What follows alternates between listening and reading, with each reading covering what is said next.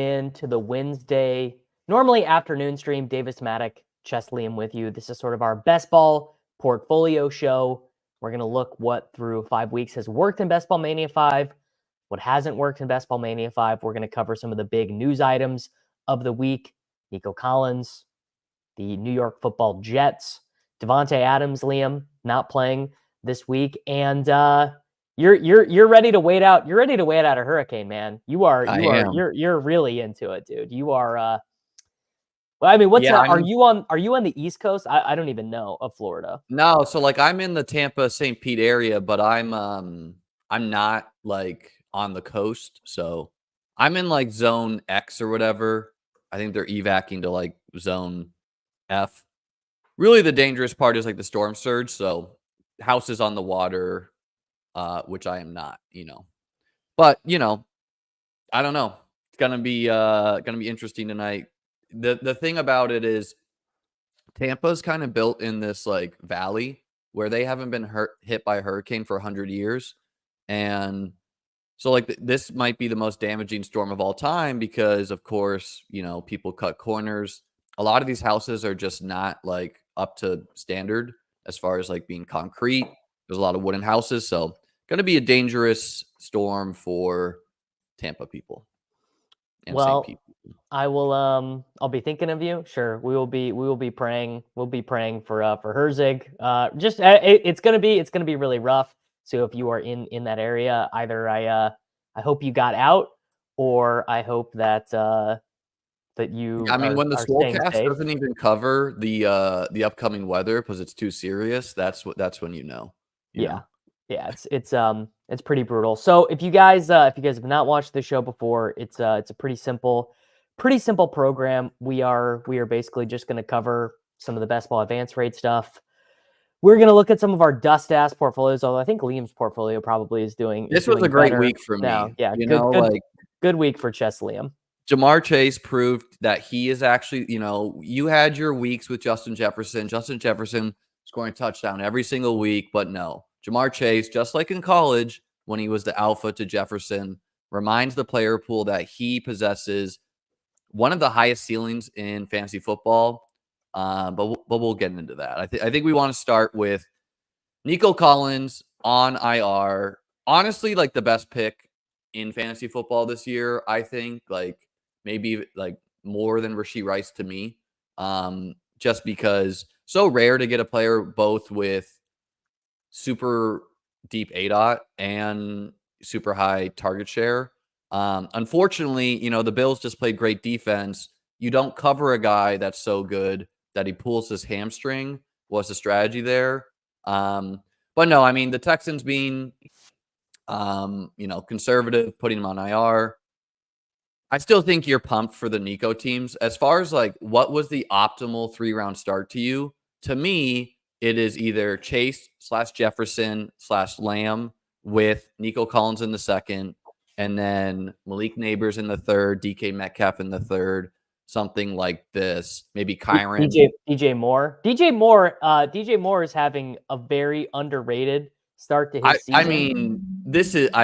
There is absolutely 0% chance you could put DJ Moore in the Neighbors discussion so far. Now, maybe he'll get there.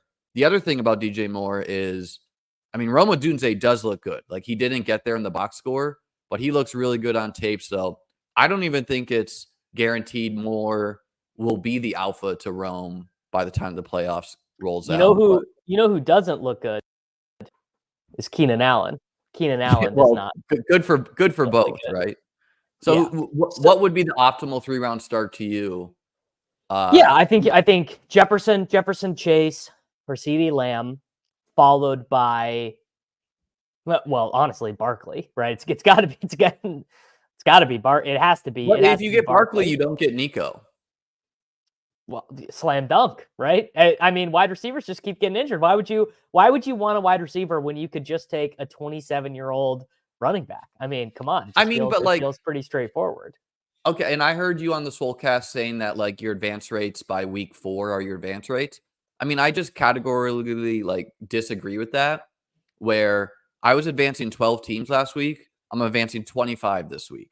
If if Xavier Worthy goes for 40 points, Davis, you are going to gain 10 teams. Now, my advance rate is a little fake, obviously, because I drafted, I don't know, 25% of Jamar Chase or something. I just had him ranked as the 103. So I have like a big position on him. He scored 40 points.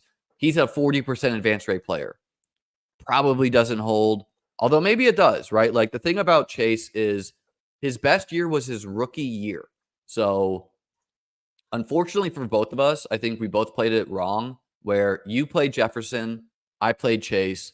The clear answer was to draft both and don't draft the running backs, Bijan, Brees Hall, if we could do it again. What's your stance there? Do you agree? Yeah, I mean, I think that probably Jamar Chase ends up settling as like a 28% advance rate guy. Because the thing with Chase, I mean, we've already seen it, is he's just going to have a lot of weeks where the opposing team decides to take him away and the Bengals don't care. The other thing you're sweating if you have a big Bengals position, if you have a big Burrow position, a big Chase position, is they might be a 4-win team. They might be completely out of it. Those are both wrong to me because number one, the Chase bad games came with T. Higgins off the field. So, and then number two, like the Bengals are like number 3 in EPA per play. They are clearly still a playoff team to me. Yeah, where's their defense at? Where's their defense at in I mean, EPA per play? that's a good thing, right? Like that's a good thing. And like going to, Jamar Chase's best year was his rookie year. Did people really think that was going to be his best year of his career? No way.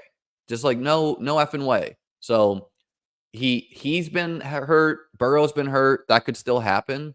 But the difference between Chase and Jefferson is like, okay, if you want to say Jefferson's the best route runner, whatever. I don't even care about that. That's like Chase has the ability to catch a 1-yard pass and go score. We saw it this past week. Jefferson doesn't have that in his bag. Like Jefferson had that 99-yard air yard touchdown.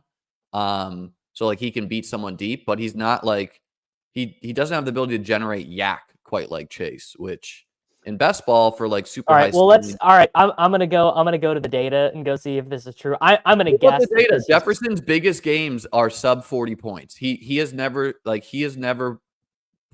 I'm just gonna guess. I'm gonna guess you're very wrong. You're very wrong.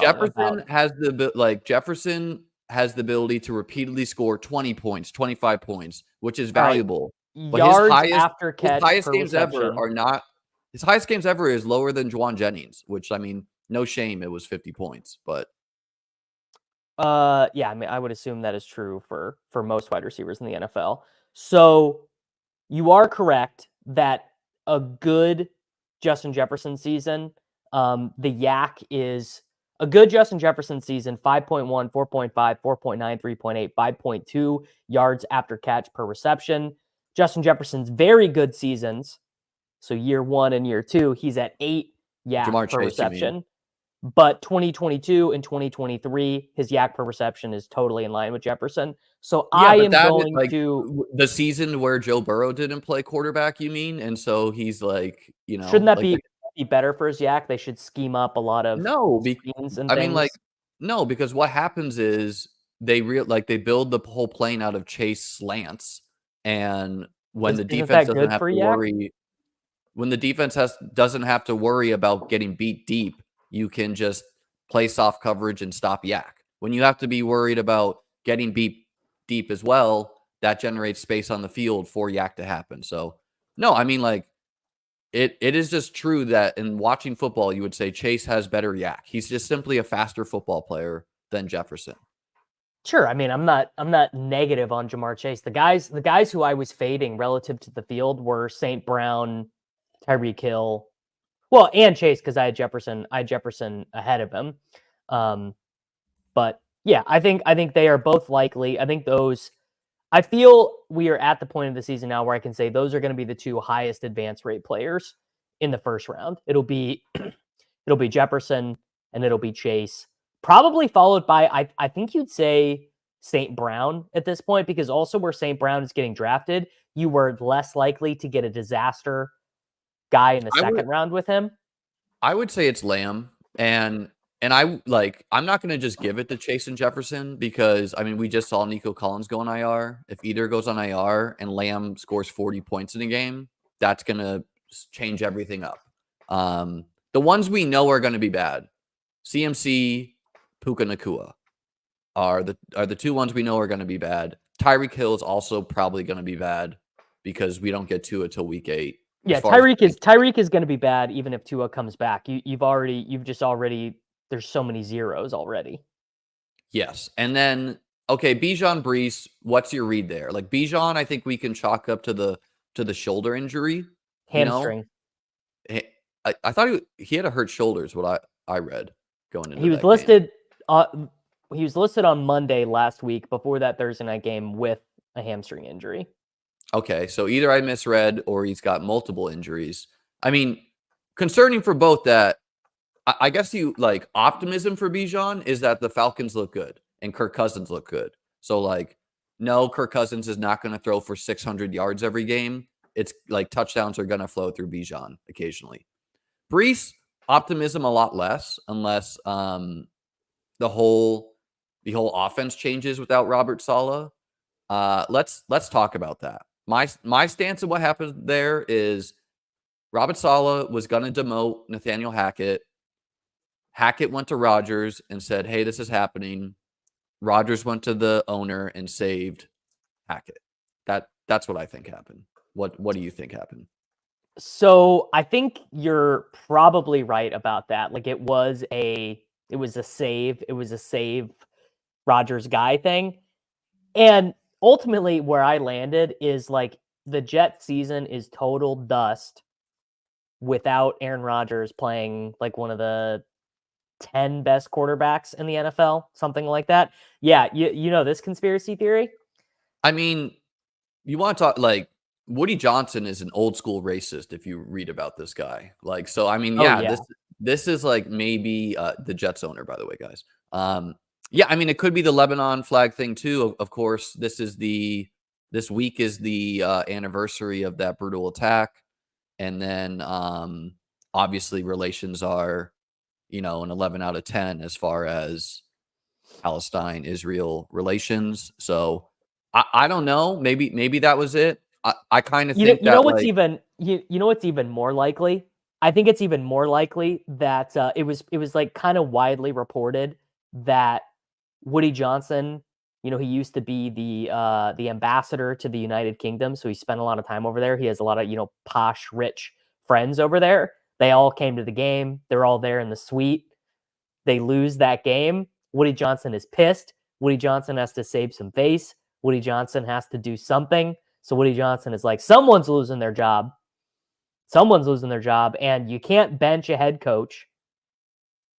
Yeah, this I am not buying. I'm definitely not buying the news that Rodgers was shocked when he found out. Rodgers and knew. like optimistically on it, like being honest, I think you could do like if I'm a Jets fan, you could do a lot worse than like if Rodgers is telling the owner like, "Hey, Saleh's energy's bad. The locker room doesn't like him.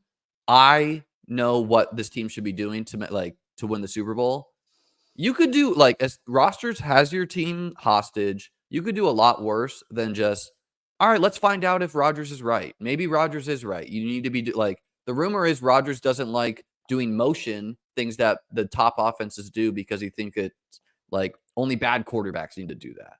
And so like he's probably getting like Saleh's probably like, hey, all the top teams do this. And he's like, no, this is how you're supposed to run an offense.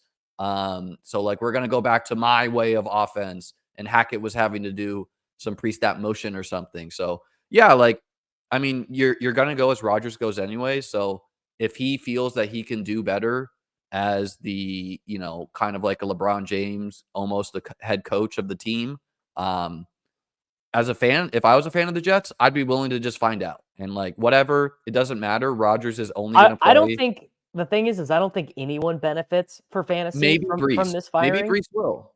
Brees I mean, it'll be Brees if they start winning games. If they start winning games and they're better as a team, then sure, Brees. But like Brees will end up being I think Brees is going to end up having a silent killer type season. like he averages like 17.5 points or something, and he's Bro, fine. 17.5 looks like a effing an oasis in the desert right now. You kidding me? Like he's But I don't like know because you're looking at the like Jets 12 points right now, the you know. Jets play so slow. They're just always bringing the clock down to double. They're bringing the clock down to 00. So when your overall offensive volume is low and your defense is good and your quarterback prefers to throw in the red zone, which I mean, we know this has been Aaron Rodgers' deal his entire career. You're really just looking at like what is Brees Hall's kind of projectable ceiling right now? Like you would be if he got 27 points in a week, you'd be like, "Oh my fucking god, this is the best thing that's ever happened to me." And it just feels like it's very thin for him to get there. Like honestly, the thing that might save Brees's advance rate is just if he plays 17 games and other guys keep going down. Like for example, let's say Barkley turns his ankle this week. What happens to Brees's advance rate if he just stays healthy for 17 games and Barkley misses a month? Yeah, I mean, like we're gonna look at some other tweets here, and you can like Malik Neighbors went from 40% just missing one game to like 25%. So obviously everything's skewed there. The it's just a reminder that Wow, it there are only 73 teams in Best Ball Mania with these two on them. wow, but it's just That's kind of surprising, don't you think? it is I mean, you needed to get lucky to have Garrett Wilson the fall to pair with Brees, and Or Brees was for usually Brees going to fall. Yeah. yeah, and Brees was usually going top 7, so not that surprising, but it's just a reminder that in fantasy football, any highly drafted player, but especially running back, is a risky pick. And especially when you know how safe usually an Amon-Ra St. Brown, Jamar Chase, Justin Jefferson, CD, like how safe these first round wide receivers are, where if you draft Bijan, you draft Brees, you draft CMC, you're not doing that for safety. You're doing that because you think that they can break the player pool, they can be that special of a player. And when they're not, you regret the decision. You're like, God damn, I didn't draft a wide receiver who can score 40 points in a game. So yeah. Yeah. No, you're definitely right. All right. I don't have anything else interesting to say about the first round guys. I think Yeah. these are a bit more interesting. So these are the top drafted quarterback best ball advance rates. Got Josh Allen at 14%. It's very interesting to me that Allen, Hurts, Mahomes are all below average. CJ Stroud is below average. Kyler is below average. Love is just above. Obviously, a huge amount of weight is being pulled by Lamar, who does, again, just look like the best quarterback in fantasy. I mean, really, I guess it really should not be surprising that Lamar is the best quarterback in fantasy, but He's going to yeah, be boom and bust Hurts though, did already right? have his bye. Yeah, so Hurts having his bye and AJ Brown and Devonta Smith missing is a big part of that for sure. Yeah, I mean, last week I think Josh Allen was 25%. So just a reminder what 1 week of a bad game does to you. The Bills, though, definitely seem a bit different.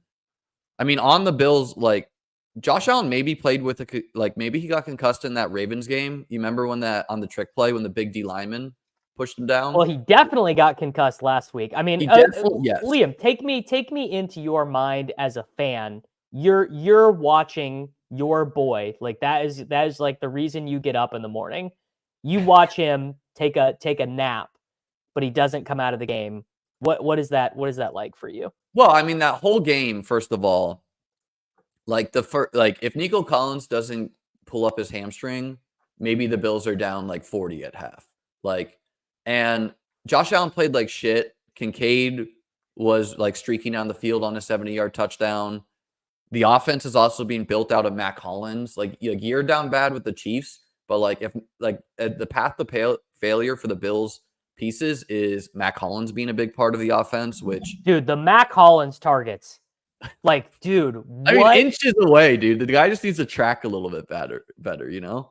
I also like slightly disagree with you on that Kincaid play. Like, I don't think it was as much of a layup as you thought. It's good that he's running. It's good that he's running those routes. Yeah. But Anyways, continue. Well, yeah, I mean, Josh Allen underthrows him. The linebacker makes a hell of a play.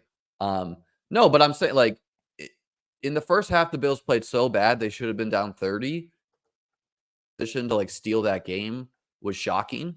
Josh Allen gets concussed. We get a Mitch Trubisky snap. I'm like, oh yikes.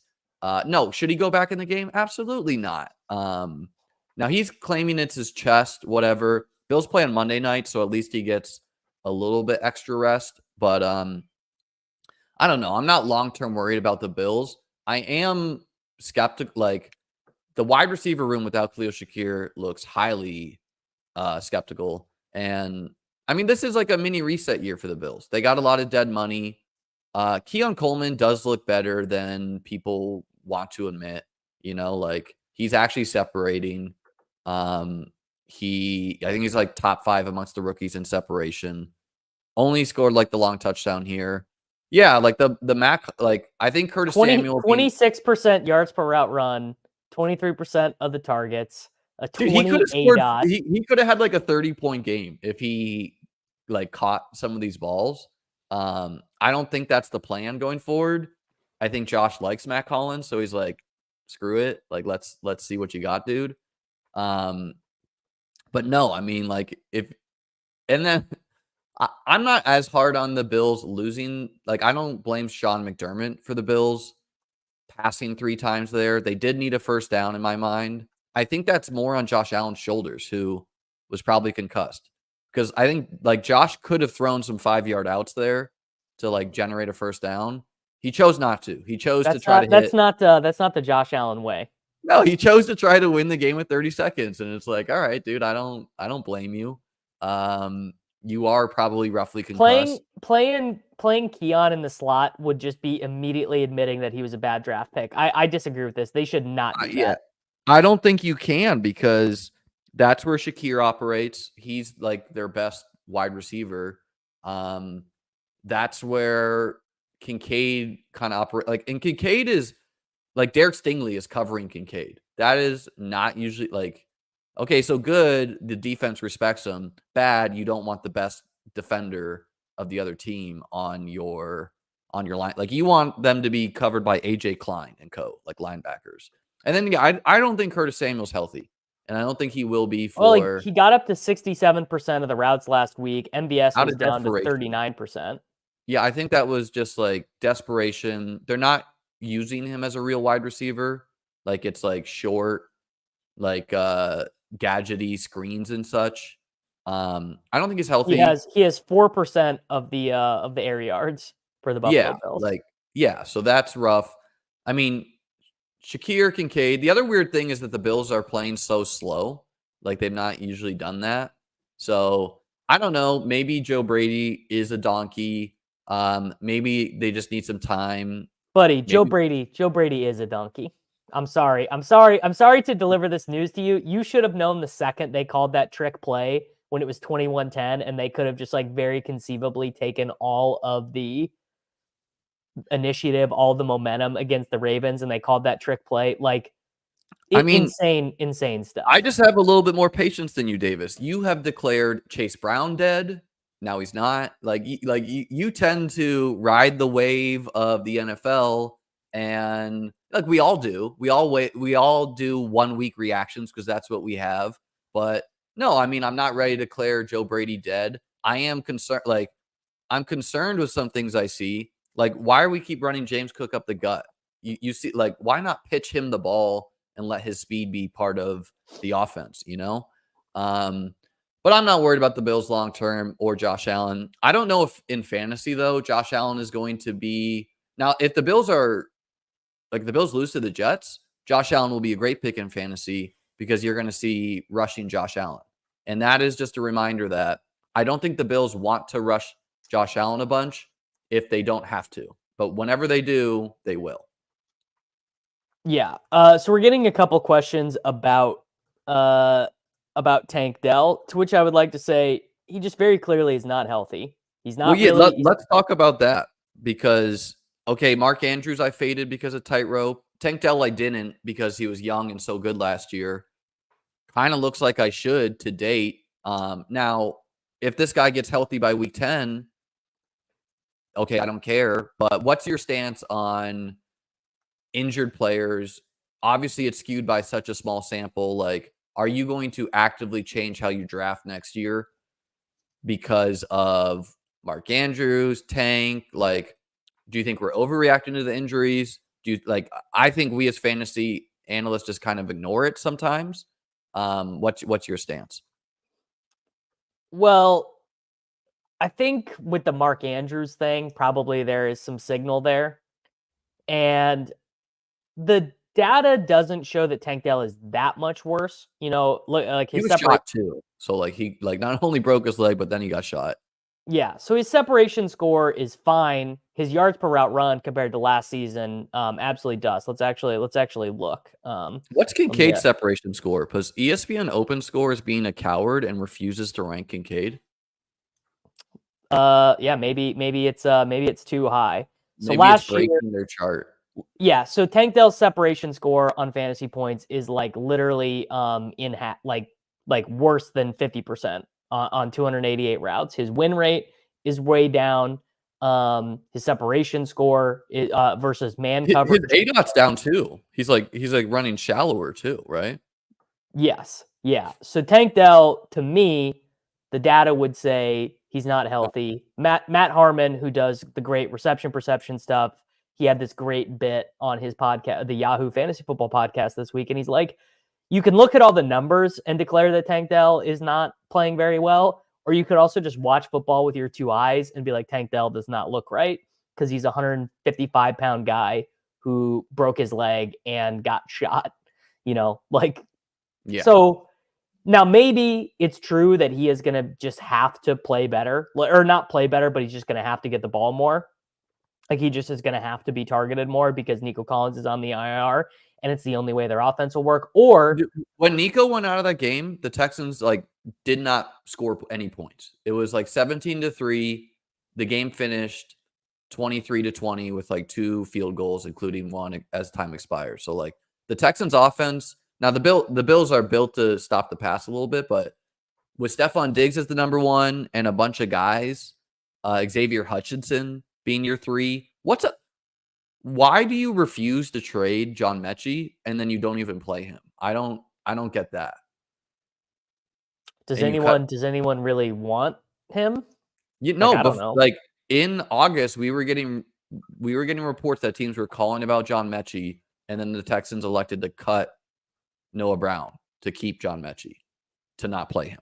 Now, I mean, maybe Xavier Hutchinson, 6th round draft pick, maybe he's just outplaying him, but it is a little weird to me.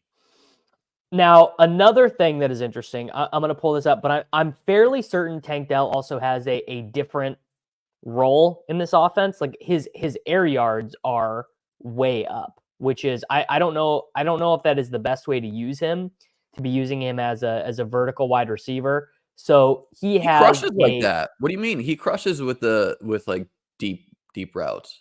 So he's got a 10.9 ADOT, a 21% air yard share this year. I don't actually know, but I'm gonna guess that it was relatively lower in the games that he played last year. I think it was pretty No, high. I'm wrong. Yeah. All right, I'm eating it. I was wrong. No, like Tank is like, you are conceptually saying Tank is this slot wide receiver, short ADOT. That is not, like, Tank is a deep ADOT slot who like beats people for touchdowns. Like that's why we like him. And yeah, it's revisionist, like it's revisionist history to say, oh, Nico was always going to be the alpha. Tank legit was like co-alpha with him when healthy last year. I don't agree with the people who were saying Nico was far, like that's just not true. Tank was a co-alpha with him. I don't think he's healthy. I think he was a good pick if we turn injuries off. But of course, he got injured, and I didn't weigh that. Now, if we get Tank from last year, weeks 12 through 17, I want that guy on my teams. If we get this Tank, I don't want that guy on my team. So I don't know. I mean, I wanted all of them on my teams, but really a huge issue is just like they have not been a very good offense. They can't run the ball. They cannot run the ball without Joe Mixon in. Slowick wants to run the ball. That's kind of an underrated thing. Is Slowick is, he's from the Shanahan tree. He wants to run the ball. He wants to run the ball on first down. He wants to run the ball in the red zone. I don't know if this is still true after the Bills game. I would guess it was not. But following 2 consecutive runs, the Texans' average down and distance on third down was greater than 10 yards, which means that on series where they ran on first and second down, they were more likely than not to have lost yards. The Mixon thing is very bizarre though, because like he's practiced a couple times already. He's been back at practice and then they ruled him out. So I like what is this injury? Like what's happened? To me, this is, look at the AFC playoff picture, maybe even pull it up for us. You look at teams like the 3-2 Broncos in there. You look at teams like the 2-2 Chargers and the Bills, the Chiefs, the Texans, like the teams that like the Ravens, the teams that we think legitimately can win the Super Bowl. They understand the whole goal is to be full cylinders by the real playoffs. And so the Texans, like, okay, they lose the game to the Bills, not a big deal to them. They like their division is pretty winnable. And so like maybe in a bigger game, Joe Mixon plays, but no reason to push it with the veteran. I don't think the injury is like super concerning for him. I think they're just being conservative with it because of age and like who is going to threaten those playoff spots in the AFC? Like I guess the Jets go on a run. The Bengals get back in it. I think they do. The Jaguars, no, like no, it's true. Like right now, if you sort by the AFC teams, so the Patriots are dead. The Jets are let's go. Dude, the Dolphins aren't dead. They're 2-3. Like the Dolphins are a couple games out. All right, the make playoff odds for the AFC teams.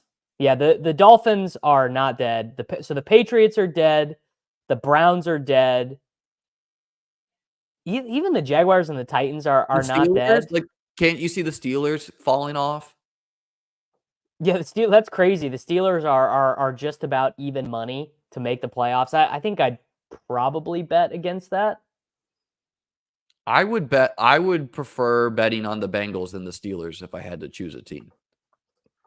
Yeah, so right now, odds to make the playoffs for the Cincinnati Bengals plus 140. Market knows ball there, Yeah, I mean, I'd probably short that just because their defense is so bad. But I get, T. Higgins has been playing well. They're getting a little bit of a run game. So I suppose it is possible. Let's go back to the advance rate stuff.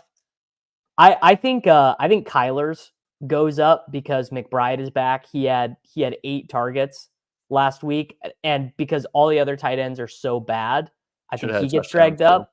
Yeah, and I think Caleb comes up. Caleb looks to me quite good. I think weeks. Caleb gets the Jags, and then his bye is at like a really good time for a rookie where, I mean, it's good for Shane Waldron too. Lets him hopefully evaluate himself a little bit. They've removed Gerald Everett from the offense. So like some logic is winning out there.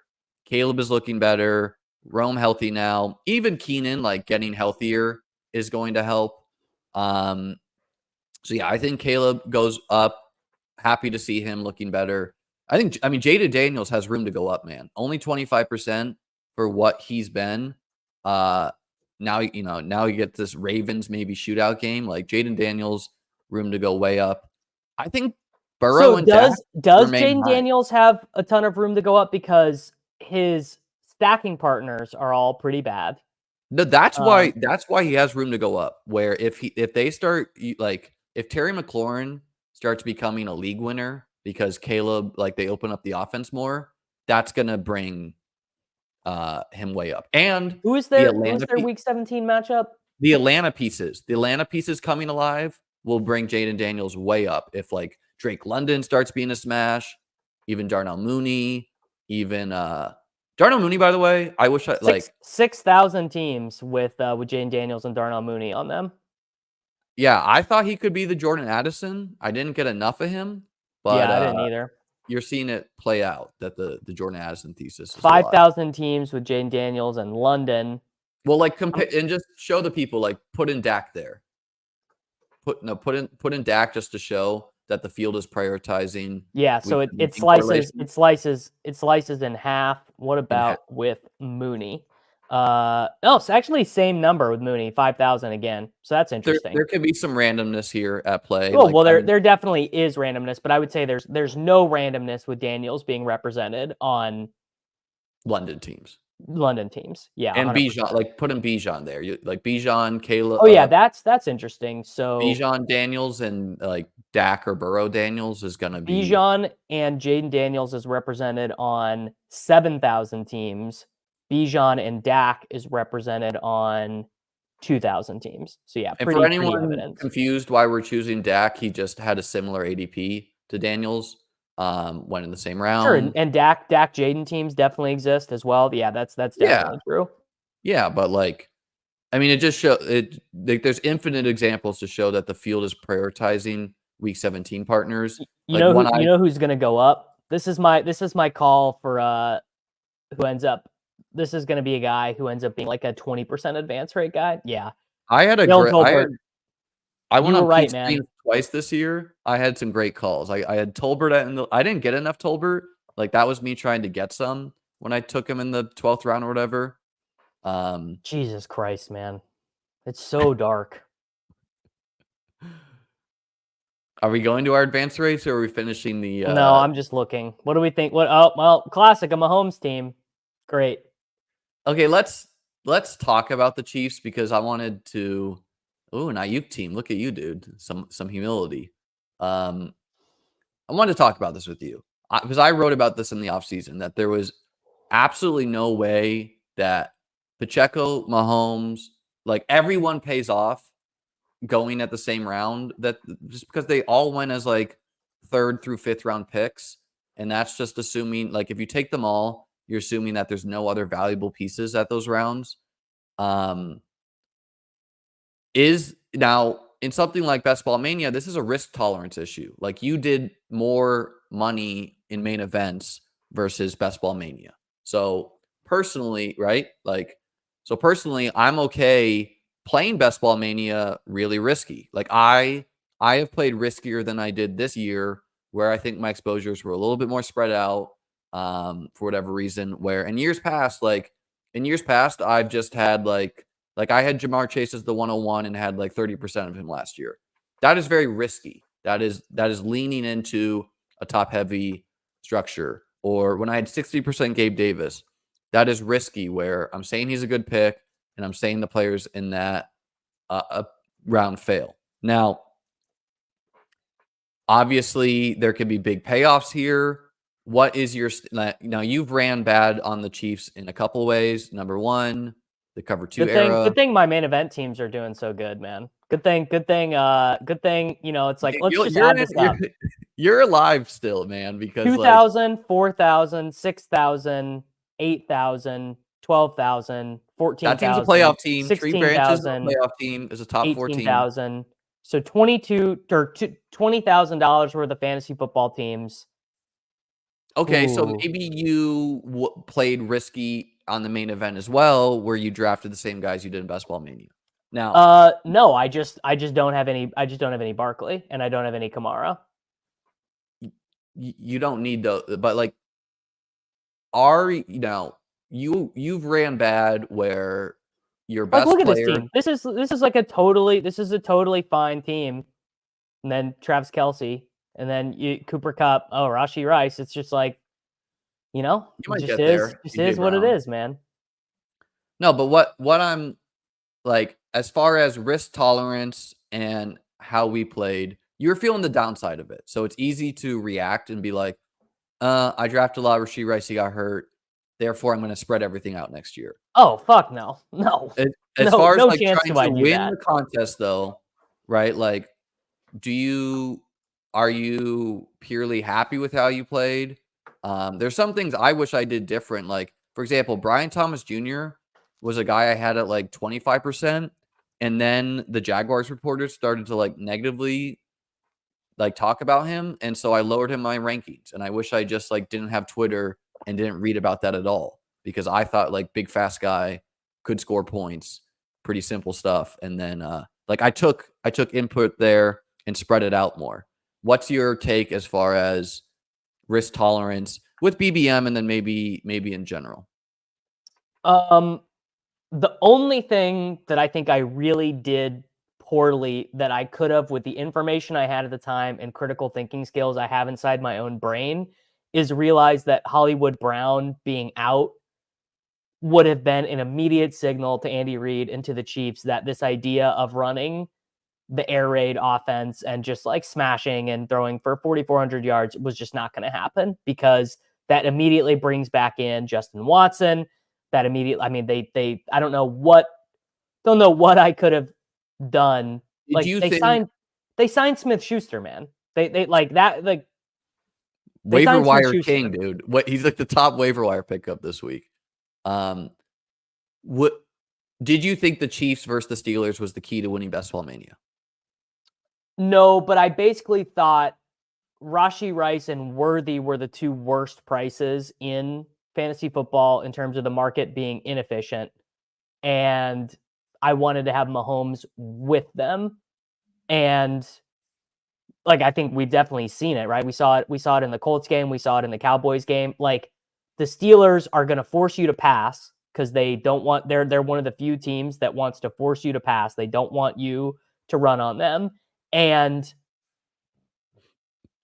Fields adds an element that can at least allow them to play fun games, right? And I mean, let's see, how many Fields teams do I have in Best Ball Mania? I drafted a lot of Bills players, not because I thought, I mean, the buy-in is not as big as some of the fantasy action I play, so I'm okay having some bias in Best Ball Mania. Two, while I didn't love the matchup against the Jets as far as like this is the matchup to win me the contest, I thought games against the Lions and the Patriots could be like maybe the Bills pieces get you there, and then me having Chase Brown or Zach Moss against the Broncos wins me it, or also, I think there's pretty clear evidence that hyper focusing too much on game environment for games that take place 6 months away. This was like the game that you had to have players in last year. Well, I mean, okay, like there's examples on both sides of this, right? Like what I like to talk about is last year I targeted the Eagles running backs because I like the Cardinals matchup. I was right, but football is chaotic. Like you're basically saying the same thing. Football is chaotic. So like I think the Bills Jets game we approach this in a very different way. I basically say I'm not weighing that individual matchup stuff at all. And we've done this a different way the whole time, which is I simply want to advance a lot of good structured teams with game stacks and with correlated players on teams. You are hyper focusing on. I don't know how you could say that when you layered in the same, like you played this year very exploitively, where you basically said the Chiefs guys are some portion of the key. So I'm going to have my narrow, like you kind of like, for those people who know Felix, like this is what he did the year he won the DK Millie, is he had like 7 core guys that he wanted on every team. And then he layered around that. Like, that's what you did, is like a roulette flowering a number. Like you were like, okay, Chiefs guys plus other environments. Like that's exploitative to me. That's not saying good structure layering around. But you played very exploitively this year, right? Like would you disagree? No, 100%. I played exploitatively, but with GTO roster construction and correlations. But like I had 0% or like 2% of a lot of guys, and I had like, the double the number, like 16% or more of a lot of guys. And looking at my exposures, I mean, I don't really feel that bad about anything. Like Jaylen Warren, when Jaylen Warren comes very back, unlucky with Warren, and he could still be a smash this year. No, with that's how what bad I'm saying. Najee Like is. Warren is going to take a lot of my 8th place teams to 4th place teams, because Najee Harris has been like the worst running back in the NFL. Chase Brown looks like a smash. Did you see Worthy was #1 in first read target share in that game? Yeah, I'm not like Xavier Worthy has 4 touchdowns through 5 games. I simply am not like the Worthy thing is. DJ Moore looks a lot better. Rico Wicks, I Dowdle think looks good. Like I just Wicks will don't feel get bad there. about these. Corum got stuff at the 1, but he's playing. So like this is like Jonathan Brooks and Blake Corum could definitely make their mark on this season, and like they've not even played yet. Rashee Rice dead, obviously. Braylon Allen, good pick. Jermaine Burton, we both got bags there. The Jermaine Burton thing it's so funny because it was just me wanting to short T Higgins, and it turns out It was early teams too. Like it's a byproduct of us drafting in May, June, and July. Yeah, so I have a lot of Burton, and then I ended up taking I guess a little bit more in the field of Yoshi Boss, but I was like, I gotta try and get even there. Yeah, but he was only 40% drafted, so you still have some positive leverage there. Yeah. Yeah, and like you and I did the same thing with Moss and Brown, just I have more Moss and you have more. How you feeling about that after last week? Well, I feel like okay, you only have 10% Moss. I pull up my players because I don't know it off the top of my head, or I'll pull up my exposures. I feel great because I split it. Like I identified that I have, let's see. See right now I would trade in every Moss team for a Brown team. I'd say whatever I had on. I wouldn't do that. Yeah, I definitely would. I mean, that to me is feeling the emotions of this week. And Zach Moss had a high ankle sprain, which, like, okay, he's going to play probably. Kincaid, I think we'll get there. Ford, who knows?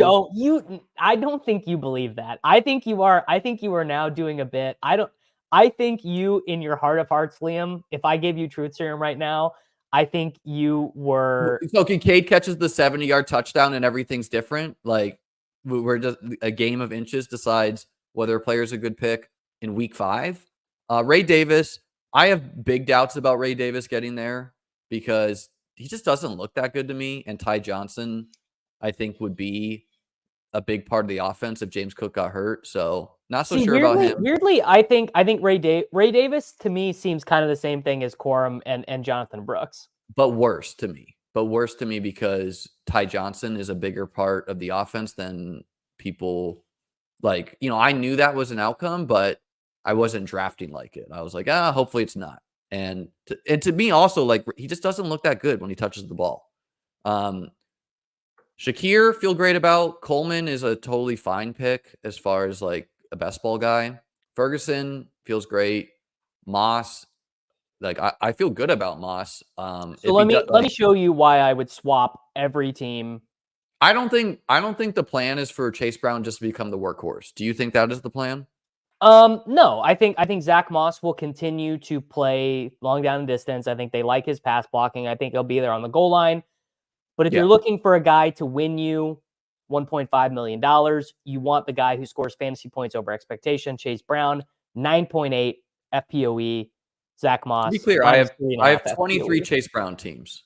I have 34 Zach Moss teams. So I have 11 more Moss teams than Brown. And what I'm saying is that I did the same thing you did, which is that I just took the cheaper one. And I'm saying right now, if you offered me on my teams on Underdog, I would swap all Moss teams for Chase Brown if that were an option right now.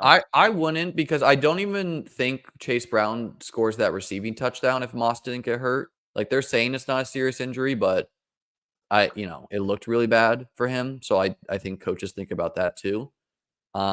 If Moss goes to 0, then hell yeah. Like, and there is a risk Moss goes to 0. There was also a risk. Moss is not going to 0. There is a chance Chase Brown is just the alpha. That is a range of outcome. In my opinion, they are Aldi brand David Montgomery and Jahmyr Gibbs. Moss is a little bit worse than Montgomery. They're both way worse. They're both way worse than their Detroit Lions counterparts. Significantly worse. They're both significantly worse, but this is an offense with a ton of fantasy points available for running backs for 2 reasons. One, they don't use their tight ends, and they don't really use their third wide receiver at all. And inside the 5, they just are giving it to the running backs. It's very, In fact, let's look that up. How You're many? going to have reception touchdowns too. But no, like I think it is possible that Chase Brown becomes an 80% snap player. Not likely, but it's possible. So right It's also now, possible just gets actually hurt. But no, like I want to have pieces of both of them because I think it's going to be Chase Brown has a big game, and maybe the ratio is like 2-1. Like maybe Chase Brown has 2 big games, Tomas is 1. But even then, I would want some Moss because it's a valuable. Like we know this team's going to have to try the whole year if they can get wins. They pass a lot by the goal line, including to the running backs. I think Eric All could become a bigger part of the offense, and I'm not going to say that the Bengals don't throw to their third wide receiver when we've only had the 3 wide receivers healthy for 2 games. Like maybe Yoshi Voss can still remain a part of the offense. He hasn't to date. But no, like I'm Yoshi's not. too slow. He can't get open. So there's been 116 available expected points for running backs on the Lions through 5 games. That's a lot. That's a lot of expected points. And for the Bengals, it has been 70 plus 47. So actually more expected. Well, the Lions missed. The Lions didn't play week 5. So that's a lot of expected points available for running backs. And it's for a team that is like number 2 in neutral pass rate, where you would inherently think that, okay, if you're not running the ball, maybe your running back expected points is a little bit down, but when they're involved in the passing game, it is. I mean, like I don't like you're trying to say you prefer that you play this even more exploitively, where I think it's good. Like, okay, Well, Liam, you know what is going to be incredible is next year bad drafters are going to feel incredibly emboldened by getting paid off. So the market is going to be like this year. I actually thought people were drafting pretty well. I thought ADPs mostly made sense. There wasn't a ton of stuff where I was like, well, this is just dead wrong. And next year, like, dude, is 31-year-old Derrick Henry going to be a top 20 pick in BBM next year? I think if he doesn't get hurt, almost assuredly he will be. And it's like all the wide receivers have gotten hurt. AJ Brown, like Nico, like so yeah, I mean, I don't know. Like I realized there was major upside for Derrick Henry. Like I literally said, like, okay, the upside seasons are 1,800 yards and like 15 touchdowns. But I think this past game shows how like he got there in overtime as far as yardage. He had like 30 yards before overtime. Yeah, dude. This is very. I mean, no one cares about this, but I had like the under on his rushing yards and a big 8-legger on Underdog, and I was like counting it as a green dot already. And then I checked the box score, and I was like, wait, a 51-yard rushing, 51 yards rushing in overtime. All right, totally awesome.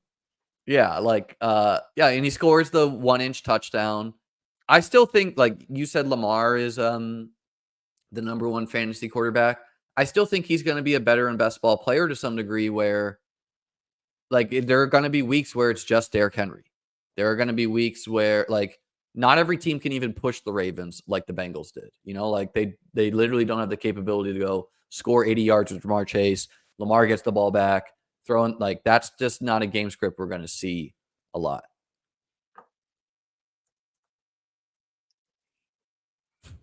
5,511 teams. Man. Hey, Kiwi Cat is a friend of the channel. Tough scene here. Oh man. Oh buddy. Trey Benson, dude. Trey Benson is a 0 on a lot of my teams. Mixon, Kamara, Benson, Spears. That's a whole room of zeros. He's got so many. Oh, Bateman and Walker. That's a lot of zeros. I have a lot of Chase, Nico, Aiyuk team. Yeah, Brandon Aiyuk is a perfect example of not overreacting to weeks 1 through 4, where like you want to talk about why my advance rates went better. It's because of Aiyuk and Chase, period, and Brian Thomas. Like, and Aiyuk, like people, like one dude has been commenting on all my videos, give it up on Aiyuk. Rough, everyone pours some out for that guy. Rough week for him, 150 receiving yards. Like, I still think Aiyuk is going to be the dominant player of the 49ers passing game. He just didn't practice you all year. Don't believe that. I know that's Cope. Dude, it's not going to be Debo. Debo is not someone you build your offense out for a year long. Like, you don't build the whole offense out of screen passes to Debo Samuel. And Debo's not a real wide receiver. Debo has been better than Brandon Aiyuk every year of their careers. Like, pull up his ESPN Open score. how would ESPN Open score capture Debo? That's what I'm trying to tell you. I think it's actually how Debo. The ideal Debo rep is. How about we look at what matters? This is the ideal Debo rep. The corner is on your back. You catch the ball. You shrug him off. You say, "Get off me, little boy," and you go score 60-yard reception. He's kind of like yak ability. He's like a powerful Jamar Chase. Not fast, but powerful.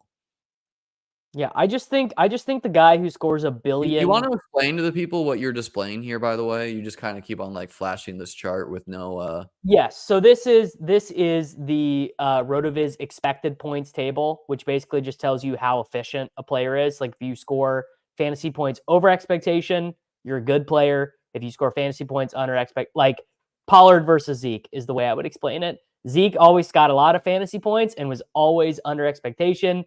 Pollard also got a lot of fantasy points when they were teammates, but it was always over expectation. Now, the thing you see with the Shanahan offenses is the whole fucking team is over expectation. Like, literally, the whole team. Like, you got to be a terrible player. You got to be a Trent Sherfield. You got to be a Tyrion Davis-Price to get under expectation on a Kyle Shanahan team. And Debo has always both scored more real points. And although this is interesting, because of 2013 or 2023, I bet, yeah. Look at the fantasy points over expectation for Aiyuk last year. That was the first year he was ever better than Debo, which is interesting. Okay. It is interesting. And Debo Samuel's 28. Brandon Aiyuk is 26. So like, and Brandon Aiyuk is legit one of the best route runners in the NFL. That is why he had 90 yards receiving in the first quarter, and Davis was Arthur fisting to the sky. Aiyuk was my number one player in DFS. Him and T. Higgins, two players I hate, were my top. Wow, DFS man, you're playing well. You're playing well to do that. Because Debo didn't have big games against the Cardinals either, but I don't know. Like, Debo is a little bit better in best ball too. Like, he's gonna have some huge games. Every 49ers piece is. Every 49er is better in best ball. But I really think the 49ers pieces are key to winning this year because their playoff schedule. Do you know it off the top of your head? No, my brain is already dust. It's Miami, Rams, and then Detroit. And that's what had me drafting a lot of Brandon Aiyuk it's tough to run on Detroit. And I just thought, like, I could see in my head, Brandon Aiyuk against the Lions at home, give us that 200-yard. It's actually not only is it tough to run on them, but teams have just stopped doing it. They're dead last. For Kenneth Walker, like they're even after that game, the Lions are dead last in the NFL in rushing attempts faced.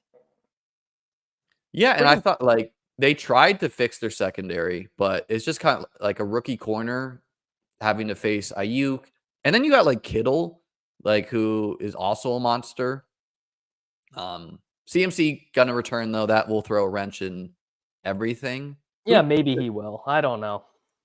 Yeah, I have no idea. I think he's going to, but does CMC returning hurt Debo more to you, or Aiyuk, or what's your Kittle is always the one that gets squeezed. Like, Kittle will have like multiple games in a row where he like doesn't have catches. Yeah, to me, that has clearly been the big I think a big difference in their offense this year has been like how much it looks like Kittle is involved, because they're not throwing to the running back. Like, yeah, Jordan Mason has been excised. Yeah. I had the same. Jordan Mason's running a lot of routes, but I had the same takeaway that Kittle is the dump off guy a lot of the time, like to the running back. And it makes sense. He's good in that role. Do we want to talk about the tight ends advance rates? Yeah, let me pull up the tweet. Tight end advance rates is if you drafted a tight end, they're shitty. How you feeling about our Bowers? That's part of the feature, man. Hey, It's buddy, how you feeling about our Bowers bet? well, okay. I'll say a couple things there. Number one, he had a 40% target share, so like that is obviously huge without Devontae Adams. Number two, I wonder who told you that was going to happen. he should not have scored a touchdown on that play. Gardner Minshew off his back foot. Well, you know what happens? Throws a Hail Hail Mary with the defender in his face. The defender mistimes the interception, and Bowers is behind him to go score like an 80-yard touchdown. He should have had a touchdown at the goal line, though. That didn't occur. So he ran really hot on that, but hey. And I think Aiden O'Connell could unlock a ceiling for all the Raiders pieces. Let's just watch this play. Yeah, watch this play, how the defender just mistimes the interception and then falls down. And does he mistime it, or is Brock Bowers just a grown man? Bowers is just a grown man. Literally, Bowers is doing nothing but catching the football. The defender just has an inability to get the ball there. I think you are, Liam, I think you are coping because Brock Bowers is not your most drafted tight end. I drafted a lot of Bowers, so I'm not going to be an anti-Bowers guy. Like, what's my Bowers exposure? That's a good question. And if I was a lower man, I would say, hey, I'm advancing more Bowers teams than you. Which I'm probably advancing none. You have 21 Bowers teams, so that's pretty good. And I have 25, and I'm advancing one of them. That's so goddamn funny. I mean, I draft every elite tight end because. And this is like a serious talking point where, as far as winning this contest, if any of the top tight ends goes for 30 points, weeks 15 or 16, I have a lot of teams like that. Like my DK, the three horsemen of being a shit drafter. I mean, my God. My DraftKings 555 teams, like they're doing well, but all of them have like 4 zeros drafted early in the year where it's like Evan Hull, Devontae Walker, Jermaine Burton. Like, there's very few complete teams for me.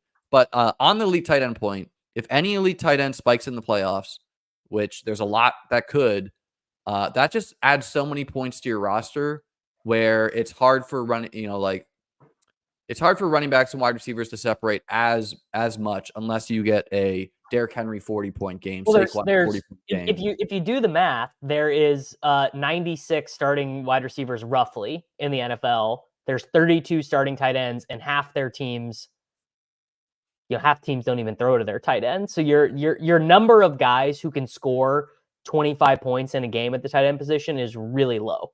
It's like super low. People are being mean in the chat. Mark Andrews, Mark Andrews is it's so funny. That's got to be one of the reasons why I'm one of the worst players in Best Ball Mania is just like Bowers or Andrews on teams that would otherwise be good, like teams that theoretically could advance, but I spent a $500 or a fifth round pick on Mark Andrews. I mean, the hope for Mark Andrews is the same hope for Tank Dell. It's that there's no hope for Mark Andrews. It's the tightrope, man. It's the tightrope, and that injury, returning from injury is not linear. Look, I didn't draft a lot of Andrews, so I was scared off by the injury. I didn't think it would be this bad, but there is some hope. This team might advance still, dude. Or is it advancing? No. You think a team that has Rashee Rice, Jermaine Burton, Javon Baker, and Bo Melton, you think this is advancing? You think Pull a up Cooper an Kupp team? Pull up an Evan Hull team of mine. Let's find. I have like 10% Evan Hull. Should have been Trey Sermon. Hey, he was active last week, brother. Was he? Did he get pulled up? He got called up. He did not play. Yeah, you get 16 Evan Hull teams. Yeah, I mean this is the dark side of drafting early. Is your Devon pull up? So you notice the dates on them first of all. April 30th, May 20th. There was one or two teams in June where I was reading positive reports. Oh my God. I'll have one active wide receiver this week on that team. Pull up one of these teams. I'm sure pull one of the teams that was doing bad. I'm sure it's got 5 zeros on it. Sure. Okay, here we go. Here's a 600th place team. Zamir White, Raheem Mostert, Chase Brown, Blake Corum, Ray Davis, Evan Hull, Puka out, Cup out. Yeah, but like the Zay bigger Jones. things here are Zay Jones, of course, Zamir White, Blake Corum, Evan Hull. Ray Davis has somehow contributed 12 points. Mostert, of course. I mean, he scored a garbage time and touchdown, didn't he? who was A touchdown and garbage time. Yeah, he did. Who was a worse pick to you? Zamir White, Najee Harris, or Rashad White? Rashad was the worst, followed by Zamir, followed by Najee. I think, okay, if you're going to say Rashad is the worst, it's only because he's the most expensive, right? I'm assuming. Well, he's just drawing completely dead to explode because... No, Zamir White is drawing completely dead. He's dead. They're equally dead. They're both I don't zero. No, they're both Rashad zero. White had a 50-yard run this past week. Like, that is not dead. He got hurt though, so that is... He had a 50-yard run that was like the least impressive 50-yard run of the... It was like watching Charlie Collar. Najee Harris's longest run of his career is like 19 yards. A 50-yard run is an oasis in the desert to Najee. Come on now. Sure. Yeah. I think you could say Rashad was the worst, but he was the most expensive. I didn't think, like, I drafted a lot of Rashad. I didn't think we could just assume Bucky Irving was going to play his way onto the field this early. That I think is a little bit unlucky. No, everyone said that was true because Rashad White's bad and Bucky Irving's good. Everyone said Mark Andrews was a great pick. Just because everyone's saying it doesn't mean it's, I reject that dichotomy because you can do that with everything in fantasy football because there's a million people saying a million things. Like, you can find evidence anywhere. But Bucky was a really good college runner. Rashad White was a really bad college runner. But if we're talking about what the Cabal was saying, the Cabal was anti-Rashad White, pro Bucky Irving. The Cabal was also very pro Mark Andrews. So the Cabal... The Cabal should have been pro Isaiah Likely. Some of us have said, why are we concerned about Dawson Knox when Isaiah Likely is just a better player? Turns out Dawson Knox is the Bills tight end you wanted. And you want to talk about things the Bills have done wrong? Like, how about paying Josh Allen's friend $50 million or whatever Dawson Knox got paid to? Like, he's just not like a threatening NFL player. He's a good blocker. It's a good blocker, man. Let's pull up the running back versus wide receiver tweet I send you just to talk about some of the top. Well, let's finish doing tight end. Okay, yeah. I did just want to make one point. This is gonna go. Bowers is gonna go up. Ferguson's gonna go up, and I think Ingram's gonna go up a lot because I would imagine Evan Ingram is drafted with Brian Thomas Jr. a lot. What do you think about that? Also paired with the Tennessee guys, but yeah, he's gonna go up just because he's healthy. Yes. And Kirk's not, I mean, Kirk's running like a full complement of routes, but not playing a full complement of snaps. So, and then also like Kirk could be sent off at the trade deadline, which would be huge for Evan Ingram. All right. So who would be the comparable wide receiver to Brian Thomas? If there's 6,000, Lad McConkey, is that right? You think? As far as there's 6,000 Evan Ingram and Brian Thomas Jr. Oh yeah. You could do Roma Dunze, you could do Ladd, you could do 2,000. So in my estimation, Evan Ingram coming way back up. Yeah, and I saw Njoku I think would go up, but did he get hurt again? Yes. Yeah. I couldn't find any more information about it, but I think MRI, right? Yeah, I think he's having an MRI. People want to know. I actually think Liam is not in the Cabal. I would say Liam is a non-Cabal member. I fade some of the Cabal sayings on purpose because I think the Cabal is generally sharp people, but you want to talk about like groupthink and just doing something different. So a lot of dudes who sniff their own farts, is kind of an element that you get into. Now, you want to talk about it. You want to talk about a number that's coming back up. Hawkinson. He was my highest drafted guy last year. I just didn't do it with the injury. If I told you that Hawkinson, Peter Overzet is the leader of the Cabal. No, he's not. He's not. Yes, he is. Pete is in the Cabal. It's the Pete circle, though. It's the Pete. So the thing is that Pete is not Pete doesn't tout players. Like Pete doesn't write articles about. Pete does not operate as the Cabal either. I think he has changed how he's drafted. I think he's pretty smoothed out with his exposures now, which is not Cabal. Cabal is like, we draft LaVisca Chenault in the 5th always, or Jerry Jeudy, something like that. Yeah, Crane is probably, if I had to give it to one guy, I'd say Crane is probably where most of the, because Crane is so smart, and Crane. Well, actually, wait, no, it's fucking Michael Leone. It's my.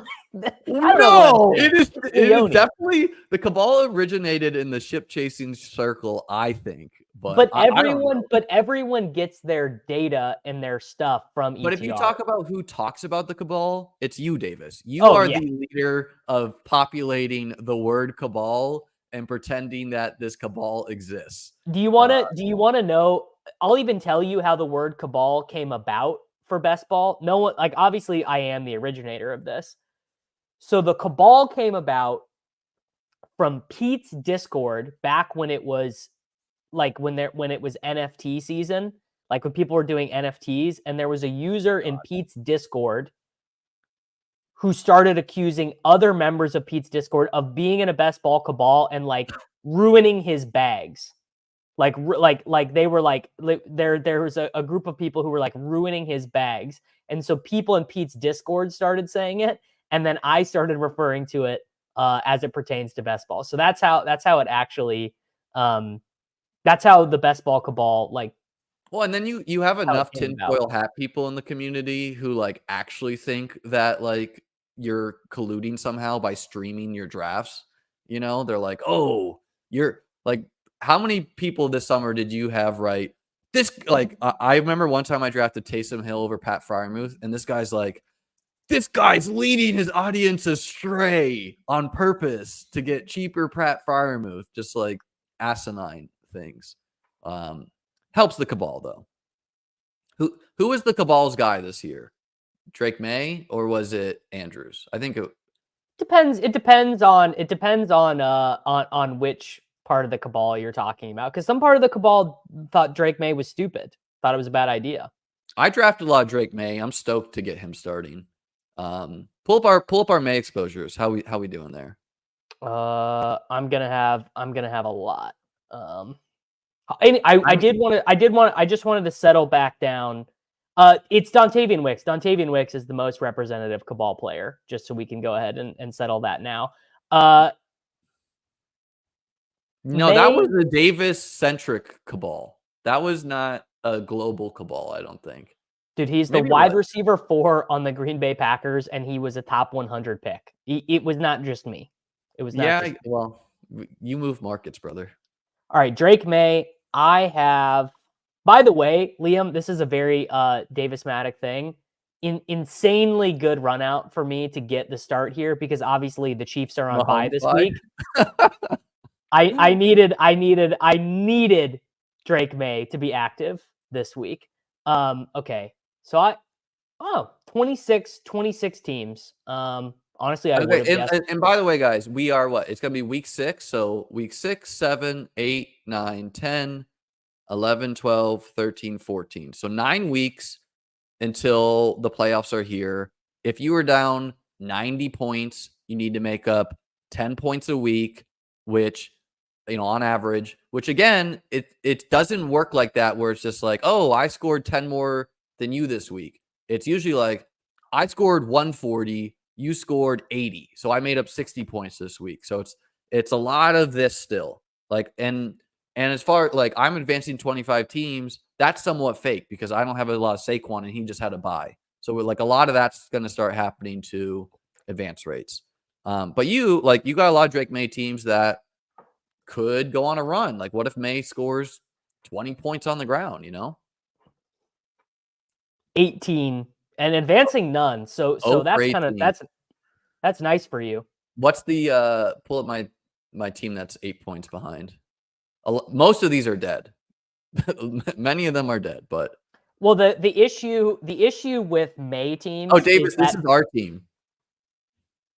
That's all so right, funny. We have So we just had double quarterback buys. This team needed Maye to start last week, brother. Ugh. What are your thoughts looking at this team? Okay, well, ETN, bro, I think we want ETN traded at the trade deadline. Like, we want the Jags to That's lose. not happening. And we want the Chiefs to go get him. Rachaad White, got to be healthy. Nico out. Rashee Rice out. Amon-Ra back. Addison back. Palmer's playing again. DJ Chark. Sucks. This team sucks. What were we doing? Well, we nailed tight end. Why did you make me take DJ Chark?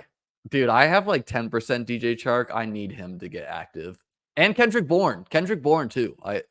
He played. So no, I mean ETN, man, a huge miss there though. Like, and I wanted to bring this up as a whole where so many guys I drafted last year who I thought sucked are doing well. Like Alec Pierce, Tank Bigsby. I didn't draft Tank Bigsby again. After drafting, he was one of my highest drafted players last year. Did you draft a lot, Tank? No, I think I have like 2 teams. Yeah, and it's just like, I guess Juju Smith-Schuster, it's a reminder. I didn't draft a lot of him, but like he's resurged. It's just a reminder that Alan Lazard, that Kareem Hunt, I guess guys are just never like guys can Liam, I do need to correct you on something here real quick. If you think that Travis Etienne is going to get benched and it's not going to be like, it's going to be the exact same thing as Rachaad White and Bucky Irving, the Bucky Irving people are going to be like, why will Rachaad White not go to the bench? He stinks. This is just what NFL teams do. No, I don't think Etienne's going to get benched. He's just been a very disappointing 4th round pick. And and Tank is literally the most explosive runner in the NFL this year. So I think he's going to get more play time. Of course he's going to play more, and he's going to get some goal line work and stuff. ETN is the pass catching running back. Like that's the like cope. Yes. Yeah. That is the cope. I mean, I don't even have a lot of I don't even have a lot of ETN. Well, maybe I do. I don't know. Maybe I should fact check myself. I don't think I have a lot of ETN. Someone said Tank was a Cabal pick last year. That's true, man. He was. Yes, yeah, he was. And fade the Cabal. No, flop lag the Cabal. Well, that's what I'm saying. I'm saying yeah, I only have 5 ETN teams, but I don't have any Bigsby teams either. I mean, I drafted ETN instead of Pacheco, so like better be lucky than good is I guess the lesson there. You know, at least my guy is going to play football. But can we talk about why, like, if Rashee Rice played for anyone but the Chiefs, are we getting this like 3-week string along surgery? Like, I don't know. That would piss me off if I draft a lot of Rashee Rice. Like, we all kind of assumed he'd be out for the year, and then they're like, Adam Schefter tweeted out, super optimistic about Rice, and then 10 minutes later tweeted out, probably out for the year. Like, what's going on there, you know? Well, the issue is that they wanted to confirm that he didn't have a torn ACL, which he didn't, and they couldn't do that until he had the exploratory surgery. So they didn't string it. And if they would have said he's out for the year, that would have been a lie. Like if they tweeted out likely out for the year, they're going to scope to check it. That would have been not engagement baiting. Instead, tweeting out they're optimistic about Rashee Rice. Like, who knows what the scope will reveal? We don't know anything. Is misplaying what the most likely outcome is to me.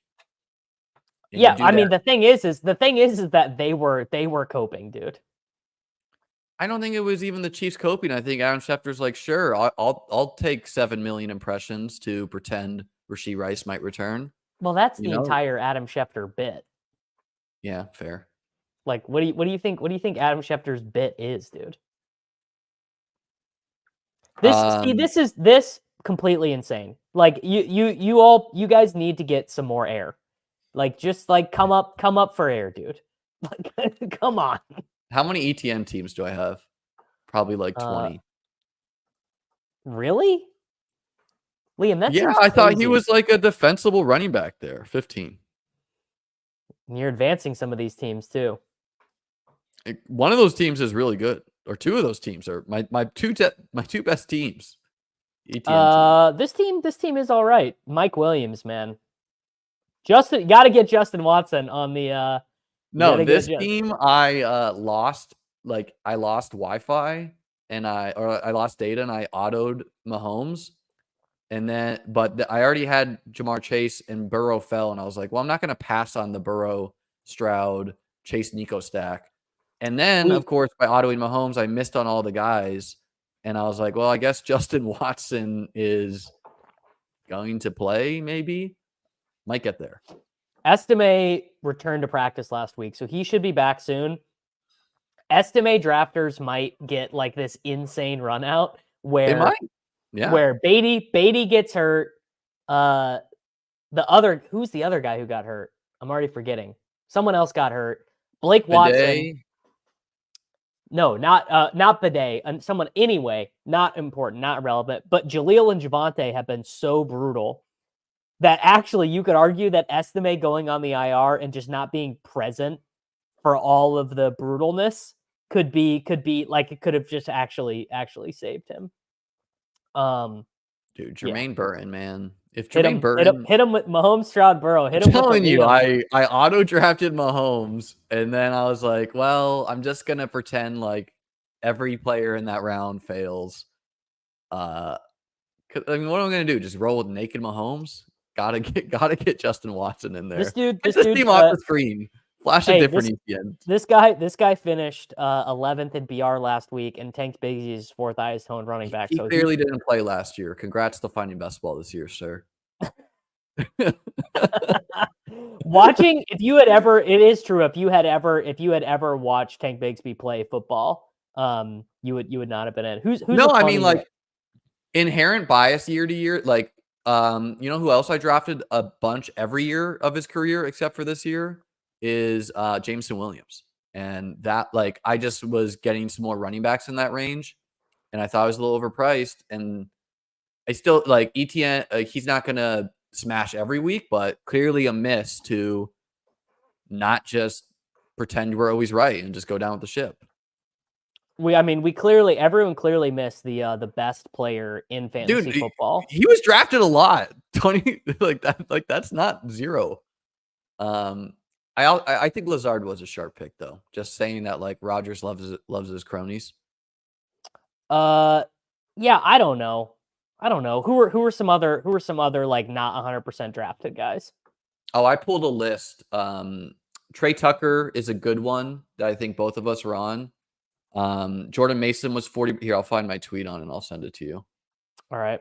We got Trey Tucker. He was drafted on only 6,000 teams. Wow. I wonder how many I have. 14, so way more than the field, and I'm advancing one of them. Yeah, of course. See, Leone, man. Leone, dude, you try and get one over on him. You're never fucking getting one over on Leone. He's too good at the game. You saying Leone is the Cabal is one of the most insane things I've ever heard in my life. He's like anti. Well, what I mean, he's literally the one who comes and debates the Cabal about like Josh Jacobs. What I mean is that the tweet I just sent you, by the way. What I mean by Leone's Cabal is I mean that the Cabal can't exist without Leone, because Leone does the most meticulous projection work, and Leone's work feeds into what everyone thinks about fantasy football, because I don't look at any projections. ETR is omnipresent. I don't look at Tucker. That. Like, that's a way of just not getting caught up in groupthink. Jordan Whittington. Show that one real quick. Just these are. Show that tweet real quick. 14% advance. I would have expected much higher. Some rarely drafted players in Best Ball Mania 5 who are valuable: Tucker, Kraft, Mason, Jennings, Yoshi Voss, Whittington, Tutu. I bet I have more than the field of Tutu. Yeah, these are the rates the guys were drafted, by the way. Right. Not their advance or anything. Lazard, McLeod, Justice Hill, and Emmanuel Wilson. Let's see how much Tutu Atwell. By the way, Jordan Whittington 30%, 0% that happens if Puka Nacua didn't happen last year. Like, right. Absolutely 0% ever. Of course I have 3. I have, And they're all, by the way, they're all 10th, 11th, and 12th place teams. I mean, that is just incredible stuff. I don't know if I've got 2-2 in Best Ball Mania. I got some in 20 round sites, like 1 or 2 teams. I did like Demarcus Robinson. That's a Davis Mattek win fade where I thought he could have some weeks. One guy. Well, fades are easier anyways. Like it's just easier to win on fades than when. Well, every guy. The secret of fantasy football is that about 8 guys matter every season. About 15 guys are pretty good, and then there's about 50 guys who just kind of trade off being impactful. Maybe not even 50, maybe 30, and then everyone else just basically sucks ass.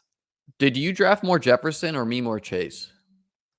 That's a good question. I don't know the answer, by the way. Jefferson, I have 28 teams. I think you have me edged. You have 5 Justin Jefferson teams, and you have 28. So is that the exact same? No, we tied. What's your Chase teams? Pull up your Chase teams. Oh God, I gotta have like none. 5. Wow, so literally the same. So literally we literally, yeah. And then I faded Brees, which I'm like pretty fortunate run out. I didn't think he would be this bad. But Jefferson and Brees and CMC I faded, but I just didn't I only got like 11% first round picks or something like that, first and second round versus like 16%. I bet I have 0 Keaton Mitchell. I got quite a bit of Keaton. Yeah, he's a terrible pick. I also have Rasheen Lee. Pull me up. ChessLiam, Keaton. I have 0 Justice Hill. 5. Yeah, I bet I don't have any. I bet I don't have any. ChessLiam. I definitely have some of this guy. I definitely have some Rasheen Ali. I bet I have like 10. Those are both. No, only drafts. 1. Wow. All right, good for me. You drafted it in July. Yeah. You're feeling frisky, July 25th. Rasheen Ali. Keaton Mitchell could return this year, man. Oh, dude, I have some Deneric Prince. 3 Deneric Prince. That I mean, this shows how 6 Clyde. 9 Carson Steele. There you go. Pull me up for those players. But this shows how fickle fantasy football can be, where I would say Deneric Prince and Jordan Mason were similar upside bets for a week. But Prince is just a terrible player. Where Prince was okay, people, you literally were probably saying that about Mason last year. I mean, he was like a non-prospect, Mason, like literally like a non-prospect. Yeah, and so okay, the Mason run out is obviously infinitely better than the Prince run out, but as someone if someone drafted fully late and they were trying to draft exploitively and draft a low drafted guy, you would say, okay, Mason, CMC's backup, rarely drafted, got to hammer that. You also might say Prince, rarely drafted, Isaiah Pacheco's backup, got to hammer that. Psych, he got cut. The worst 0 on rosters is CMC because he was the most expensive pick and he's giving you 0 because points. If he returns, he's super valuable. The worst 0 is, I mean, the guys who are literally out for the season. Guys who are literally out for the season, yeah. Yeah. And how many Flacco teams? There you go. There's a good question. How many? I am positive that there are Flacco believers out there. You want to talk about bad process? It's this. This is bad process. No. Oh, Hollywood. There you go. Hollywood is actually the worst. Hollywood is actually the worst 0. No, because he's not as expensive as some of the other guys, so they're worse.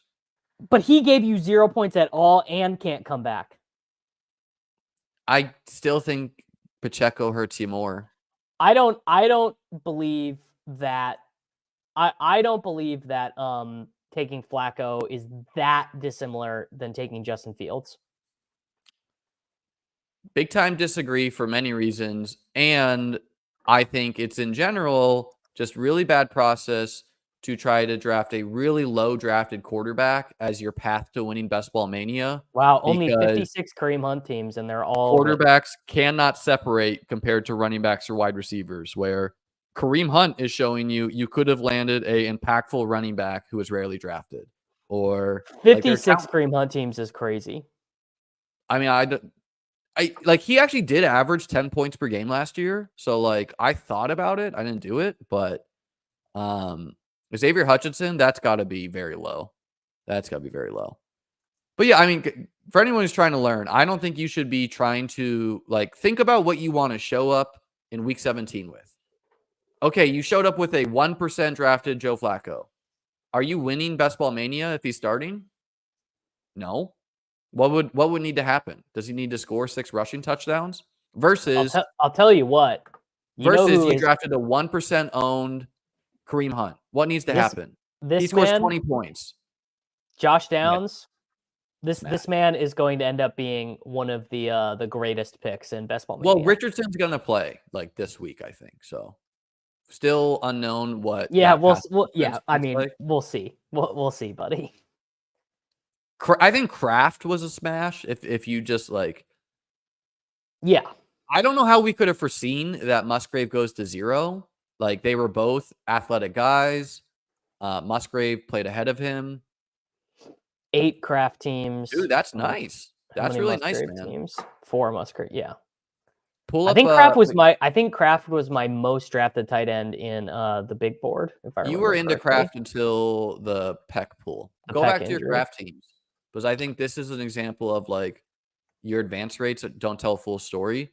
You have like several teams within 40 points or less. I bet they all have fucking Rashee Rice on them. Well, that would be that's a story of risk tolerance. Why does this team have Rachaad White on it? Rachaad White is not win. He's not a good pick at cost, but he's a fine pick. How did that even happen though? Why would I even have Rachaad White on a team with a pulse? You did a draft with me, and I was like, I don't know. Like, are we really gonna get this Bucky Irving guy to Wally Pipp him? Turns out maybe yeah. I was gonna say, I wonder. This has got to be one I did with like Herzig or Neil Orfield or you or something. I mean, you could check your app. You probably named him. Leggett, I don't know how serious his injury is. You know what? Herbert. This is actually my vote. I want to bring up someone who I thought was I want to shame someone. I don't get to do very much shaming on the show because my teams are so dog shit. Yeah. Chat, let us know who should we pull up here. We can shame anyone. I'm not gonna do that. I'm not gonna take requests to shit on people. But this is the funniest possible thing to me. Tanner Tolbert, dude. Tanner Tolbert. That is really funny. Like Dotson and DeMarcus Robinson were like the two. Like, what do you win when you win? You win nothing. I think. Picks. I mean, DeMarcus Robinson was game log watching from last year, and yeah, that process is not infallible, obviously, especially for an older player. But I thought he could have some touchdowns. John Dotson, I drafted one team, and I only drafted it late. Like I thought he was terrible. Sure, Dotson was most assuredly not going to go ham. Like of all the players, copium ever to state that like, dude, Terry McLaurin is not even going quote unquote ham in Washington. It just seems insane. Yeah, here, let's check some of the league winners. Jordan Whittington, Coach Clash. He's not a league winner, man. He's not a league winner because Cup and Puka are returning. Who are the actual? This is just what are we doing, man? Actual league winners. Here's a tweet I put out. What's your stance? Is DeAndre Swift closer to a league winner or a bust to you? Bust. To me. He's had 2 20-point games. He did nothing in the first 3. The Bears look better. He's gonna perform, man. Yeah, I think the thing is, wow, no real DeAndre Swift truther. No one even got him on 50% of their teams. What did we got Swift at? Oh God, I might not have any of him. Really? So you were just drafting Jalen Warren and Rico Dowdle, and I got 5. I have more than 5. Yeah, 22. A good advance rate, 16%. 16% is average. So I mean, guys, if you 150 max, 25 teams is expectation. If you like, honestly, this year with how crazy things are, 15 teams plus. Okay, so we can pull the math of, and I've done this before. I can pull it up for you. How much do you think advancing Hirsch, 50 teams fucking legend. like understand the game that we're playing here. The game we're playing here is you draft teams to then play a tournament where you need to win that mini tournament, to then win another mini tournament. You need to win that mini tournament to then get into a bigger tournament to actually win money. Like that is the game we are playing. Yeah, I'm also 0 out of 7 in the big dog. I'm one of two. I did more of the 5-5-5 teams, but one team came surging back for me. But let me pull up the math of advancing here. So here, let's see if you think any of my big dog teams are live. Okay. While I read this out, if you drafted 150 teams and you're perfectly average, you would expect to have at least one team in the finals roughly 11.7% of the time. If you were average every stage of the tournament. If you're a monster drafter, you advance 75 teams. You would instead expect to have a team in the finals 31% of the time. So double your teams, you're still only getting a finals team 3 out of 10 times, right? If you advanced 100% of your teams, how many times do you think you're getting a team to the finals? You got 150 teams rolling week 15. What's your guess, Davis? If you advance 100% of your teams, I don't know, you get like half a team to the finals. Well, how many times would you expect to have at least one team in the finals? 1 out every 2 times. It is a coin flip. 52.5% of the time, you will have a team in the finals. The other 50%, you won't. So this is the game we're playing, guys. Like, if you don't like this huge like this multiple tournaments, if you want to get rewarded for nailing who scores the most points in the regular season, and that's how you're approaching this, go play cash games. Put a lot of action into cash game best ball. That is like more rewarding straight advance rates. All right. Let's see if any of these big dog teams are live. Kyler Murray and Bo Nix. So 2 alive quarterbacks. Kyron Williams, Raheem Mostert, Pollard, Jalen Wright, Jaleel, and Estime. I don't know what I was doing there. That seems bad. Nico, great. All right. Well, Nico and Hollywood. So this team will not be advancing. I think like Nico coming back in 4 weeks, I would still take Nico on 100% of my teams. All right. Crutches and Snapchat and Jack were in this one. Let's see if this one's any good. Burrow, Geno, Fields.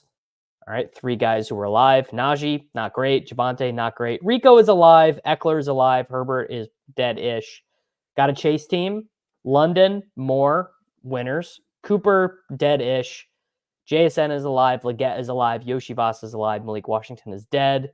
And a classic Mark Andrews team. So this one is probably dead. I think it's a pretty good, like the way Davis played it, where he only had 5 chase teams in Best Ball Mania. It's a pretty good way to balance out I've got him on 2 of these.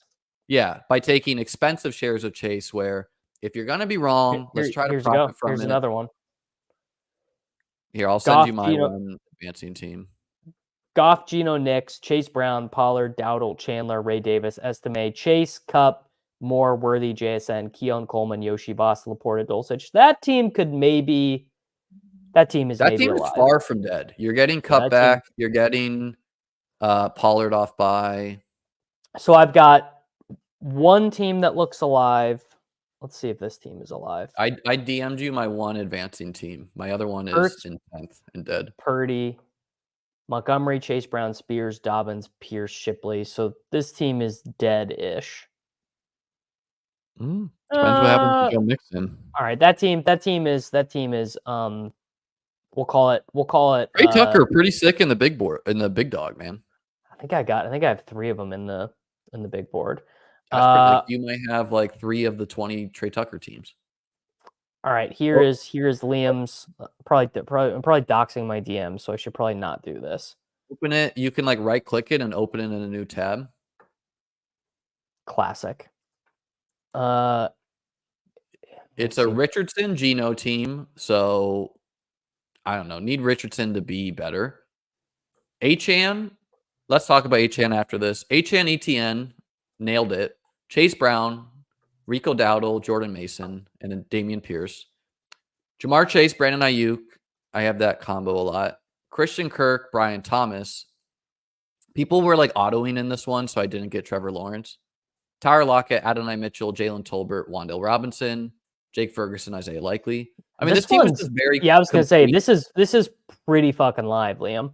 It's a very complete, healthy team to date, where like everyone is contributing except for Damian Pierce. But yeah, I don't know. Need Richardson to be better. Could go on a run though.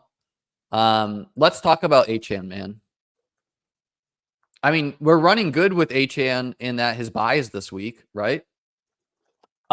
Yes, you're running good there. You're running good that Tua did not just immediately retire from professional football. Yeah.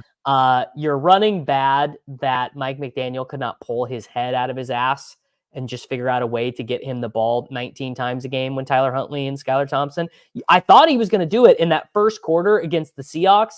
Like they open up the game, Achan gets a 22-yard pass, Achan gets 2 more rushes, they have some first downs, and I was like, oh, like Mike McDaniel has this all figured out, and then he immediately like reverse figured it out, like immediately, and then Achan gets concussed last week.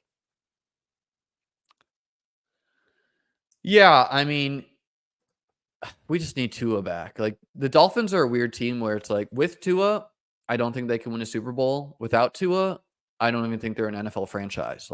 It's this weird dichotomy where he's so important yet not important. Someone wanted the advance rate of Nico. We're gonna pull that up in a second here. Davis, I'm gonna refill my water and take a piss. Hold us down. All right. Well, let's do this will be fun. Let's check the leaderboard for the most cursed roster. Let's do so I guess Nico, Rashi.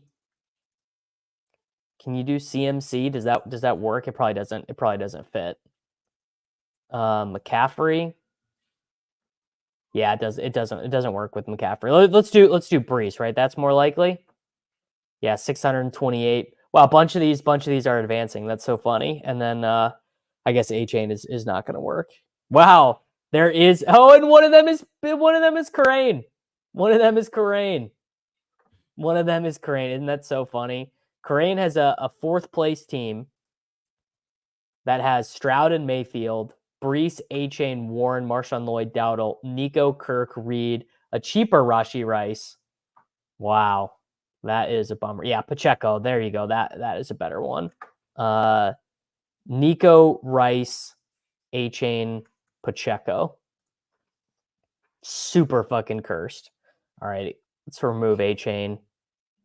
424 of these. Of course, the advance rate is very good. Yeah, really not ideal. Let's see. Are any of these teams? Let's see if any of these teams have any hope. Stack Fetty, I like the name, is in 240th place.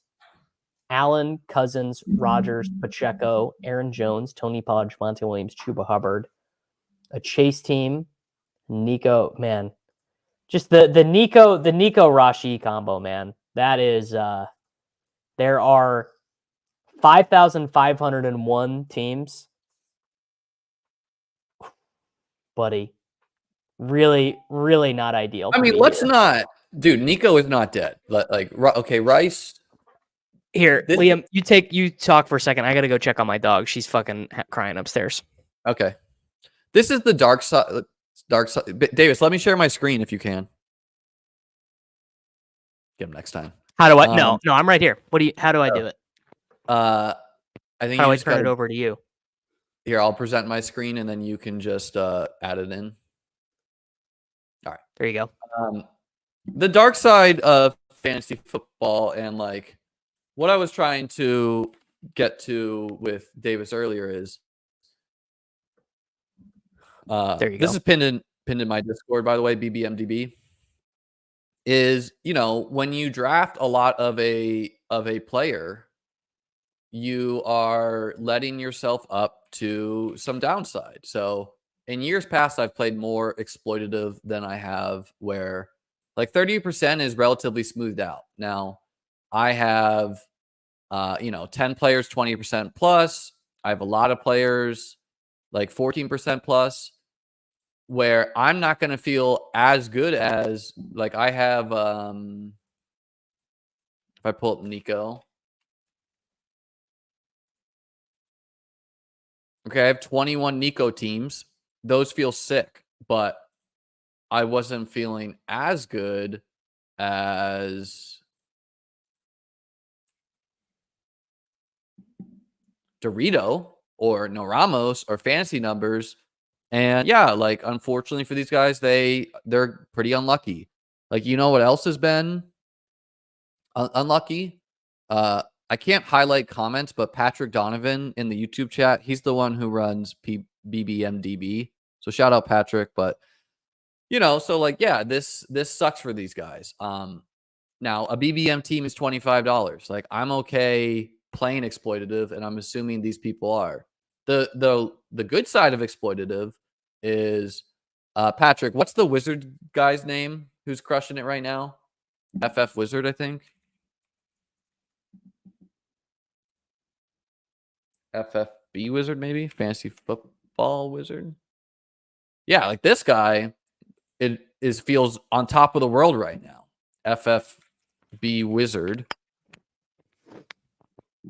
Is he the best player in the game? No, because I don't think like well, look at this cute dog, dude.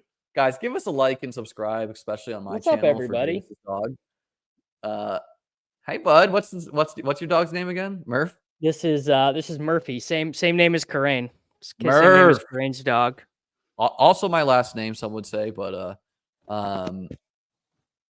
Darnell Mooney. But you know, Alvin Kamara breaks a leg. Wizard's not feeling so hot. Wizard didn't feel so hot when Tua got hurt. He's very sharp though. He has Dalton Kincaid 66 times. Like Jelani Woods. Like there's dark. Like this guy probably has a lot of zeros on his teams where he is advancing a lot of teams because of Alvin Kamara. Zeros don't matter as much as the Giga spike weeks though, in general. They may not matter for advancing, but when you get to week 17, if you have 13 players and someone else has 18, your EV for winning is just way down. Like if we go into somebody, Liam, this is a good bit. Let's go to the top teams and see if we buy them for $100. Okay. Well, let's look at our top teams first. This is your top team. It's a top 1,000 team. It's a Burrow, Levis, Carr team. Immediately would not buy this for $100. This team sucks. Achan Walker, Kamara, Ray Davis, Gibson. So I don't see anything problematic with this. Jefferson, yep. Moore, yep. Higgins, yep. Rice, hurt. Sheed, yes. Cooks, no. Mooney, yes. Goddard, Schultz. I mean, I'm not giving. Someone was trying to sell best ball teams in my Discord, and I just had to stop the grift. I was like, guys, you cannot he wanted like $500 for a team. And I'm like, bro, no one is buying that. It is not worth that. Stop trying to run this grift in my if there was a certain team, I would buy it.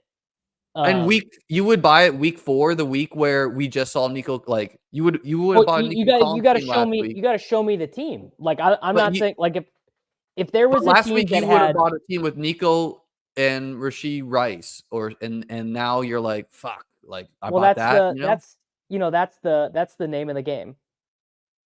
This is my top team. Pretty good team. Like ETN, no.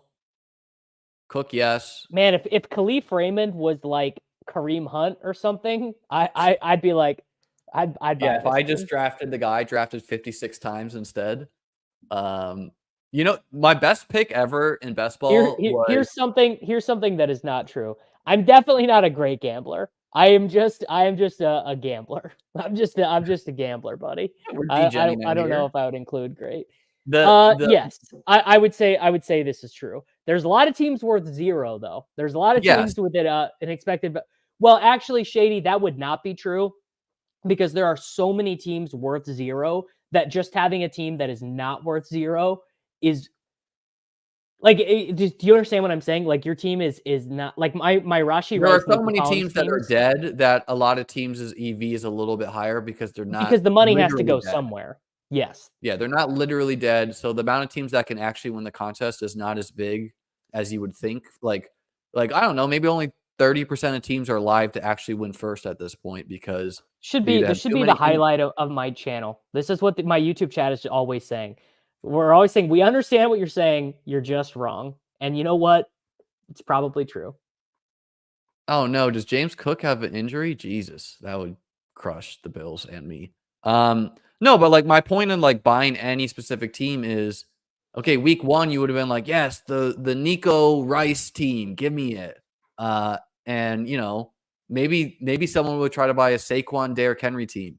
I would Newsflash, not. I'll put it on the record right now. If you try and sell me a Derrick Henry team, I'm not buying it. I would not either, but newsflash, things change quick in the NFL, you know, like especially with old players, whatever.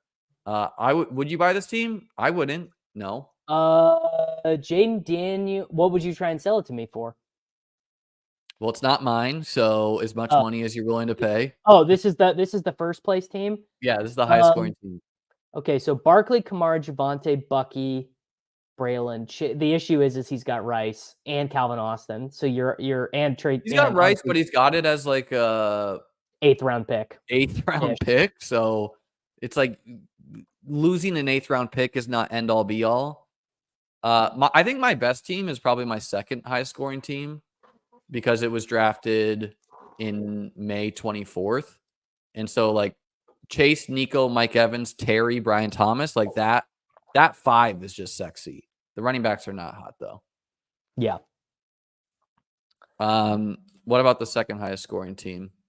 Would you buy BJ 0252s? Immediate no. I mean, he's got so many zeros on this team already. Kamani, not a 0.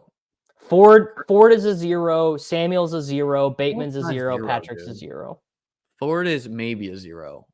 Patrick. Liam, if I'm not allowed to cope my bags, you're not allowed to cope your bags. Just admit it's a 0. I let you cope your bags. I'm the one who's want to cope my own bags. I want to. Someone saying zoom out a little bit. I think it's okay to be a little bit more patient and see how it plays out between Ford and Chubb. DRB 92. Shipley is the only. Shipley and Roman Wilson and Jelani Woods. Yeah, I'm not buying this team either. No, it has Reed, man. This team's sick.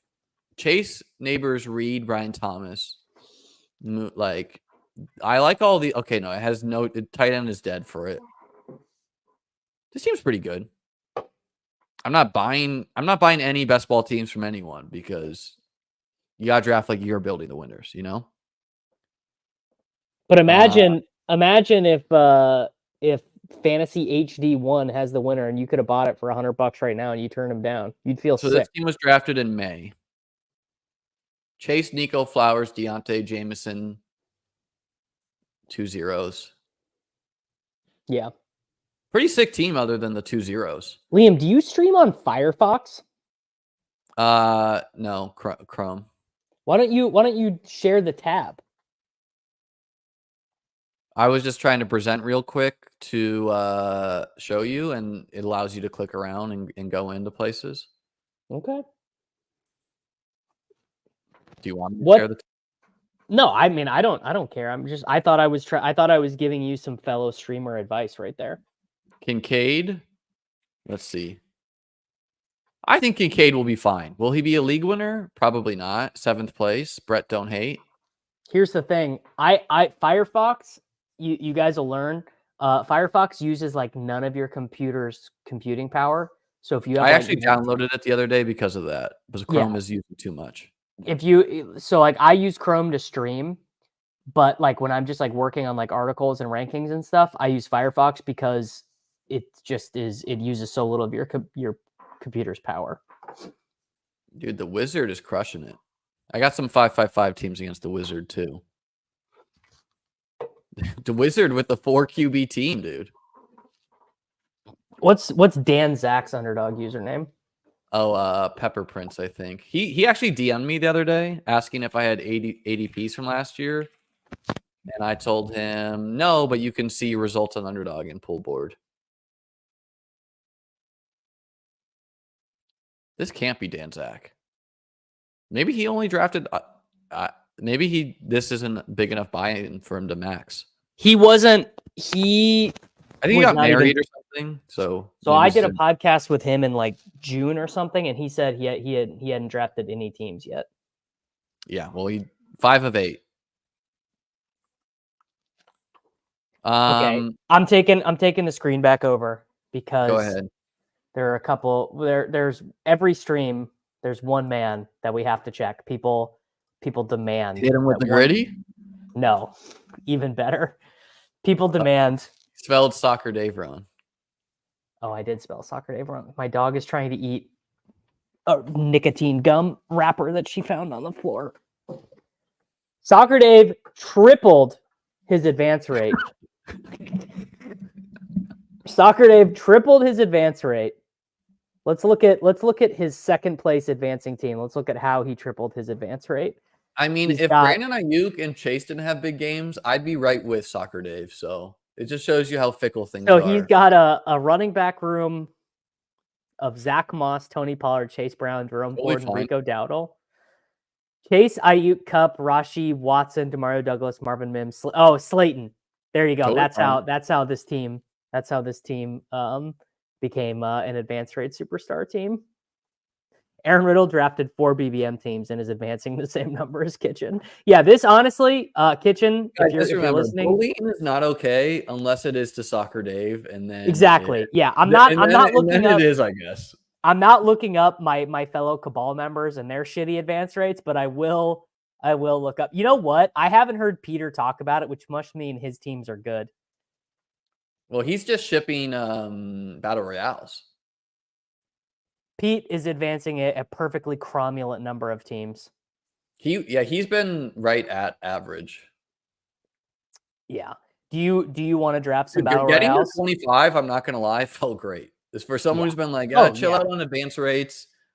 And they I could go down to 12 next week. I could go down to 8.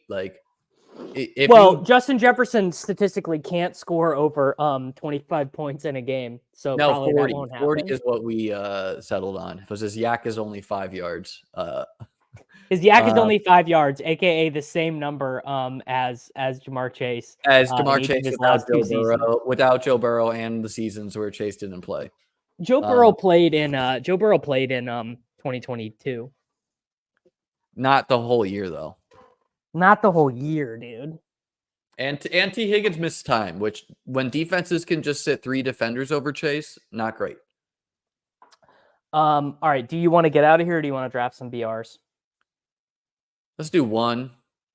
In case this hurricane kills me, at least I can live on through this one BR. Okay, let's draft we'll draft a BR and then we'll get out of here. It'll be a great thing to do while you're holed up. Little streamer advice: remove Aaron's comment. Oh yeah, I always do that. Always keep them on. I know. Hold on, I gotta make this one last timestamp. Cabal. Good for you, dude. Best ball advance rate check. Guys, if anyone who watches my streams regularly wants to DM me the timestamps, and I'm gonna ask for Davis as well. If you watch Davis's stream, do him a favor and DM some timestamp cards for us to put into our videos. We appreciate you. You can't check big board advance rates. You have to. There's no database site for it. Well, you can go into your app and show it. Yeah, this is good. This was good to have gotten overweight on Anthony Richardson and Resurrection, in my opinion. Oh, so, especially with how I was gonna put out Resurrection rankings. And then the contest filled. As I finished them, didn't check the fill rate, finished them, and then I was like, oh, okay, contest is 99% filled. Great. Underdog tweeted about the resurrection ADPs this morning as well. They were like, these guys went up and down. I was like, yo, it filled. Check your big boards.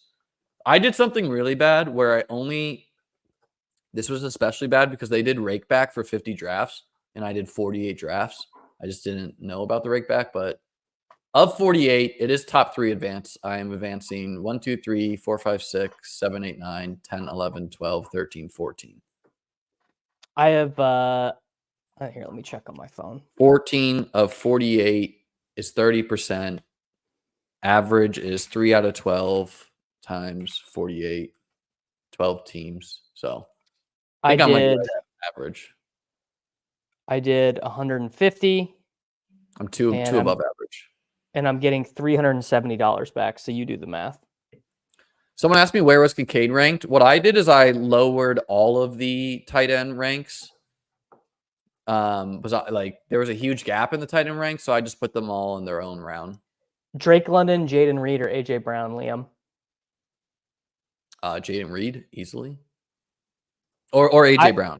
I was gonna. We'll do Jaden Reed. AJ Brown is probably gonna be my top exposure play this week. AJ. I saw Drake London and I was like, oh, anyone but that. No, I mean Drake London against the Panthers. So I don't know. I didn't really draft a ton of Drake London. Hard to say that he didn't look awesome when Kirk Cousins throws for 600 yards. But what was your takeaway from the Falcons game? Like Mooney, clearly a good pick. Pitts was targeted. My takeaway is that Kirk Cousins is gonna get a lot of garbage time numbers. Like he just is gonna end up. He's just gonna end up being Kirk Cousins. You know. Like, don't you think that Kirk Cousins just ends up with 4,400 passing yards now? Like, that's just exactly what you drafted. I still don't think it's impossible we see Michael Penix by the end. Aren't they're like pretty much in contention though, and that division is so bad. Like, who challenges them in their division? Bucks and Saints. The Saints are dead. You know what's crazy? I have a team with Baker Mayfield and Jaden Daniels, and I think Daniels has only outscored Mayfield a single game this year. Yeah, it's just the consistency, right? Yeah, but you would like Daniels is like rushing like 12 times a game, so you would think that he is giving you a little bit more floor. I guess Mayfield's just been that good. That will regress. Yeah, Mayfield's been awesome. All right. I'm a big fan that I'm going to do more BRs this week where it's a $7 entry now with 50K to first. I'm a big fan of two extra dollars for 20 grand extra to first. What's your takeaway, Davis? Yeah, I agree. And the not only that, but the the min cash is not 2x anymore, which is fine for me because I'm not playing it. I'm not playing it for the min cash. Yeah, the rake is a little bit less in BR this week, which is nice. Dude, what if eventually it gets so big that it's like $1 million to first battle royale drafts? That would be insane. If Underdog got much bigger as a website, 10x. They would need to 10x. Happen. All right, I want to take Pollard. Yeah, Pollard is the best pick in BRs this week. Pollard and Godwin. We've seen. I'm not taking Godwin. Who does he play though? Who does he play? Let me make the case real quick. They play New Orleans, so it's just going to be like a really but didn't we just game. see like he runs the same routes that we just saw Juju Smith-Schuster tear up the Saints on? Sure, it's fine. I probably won't have very much of him, so I will use you as my exposure. I don't really my exposures.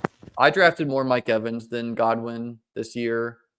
Like I had Brian Thomas ranked like in the 60s for a while. I've like hardly any of them, honestly. I stopped drafting Mike by the end.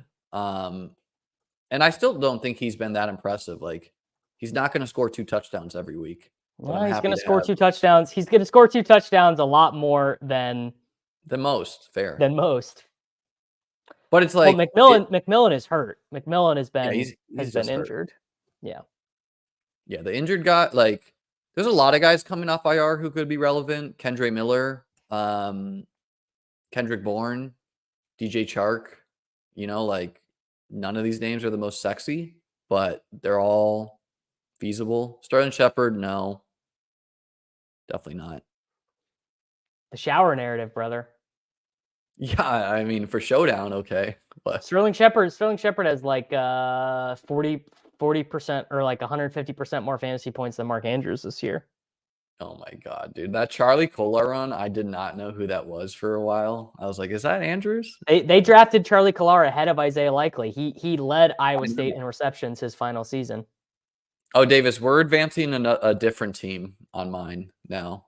Wow. It's a Burrow Herbert team. Kyron, David Montgomery, Rico Dowdle, Bucky Irving, Braylon Allen, Deneric Prince.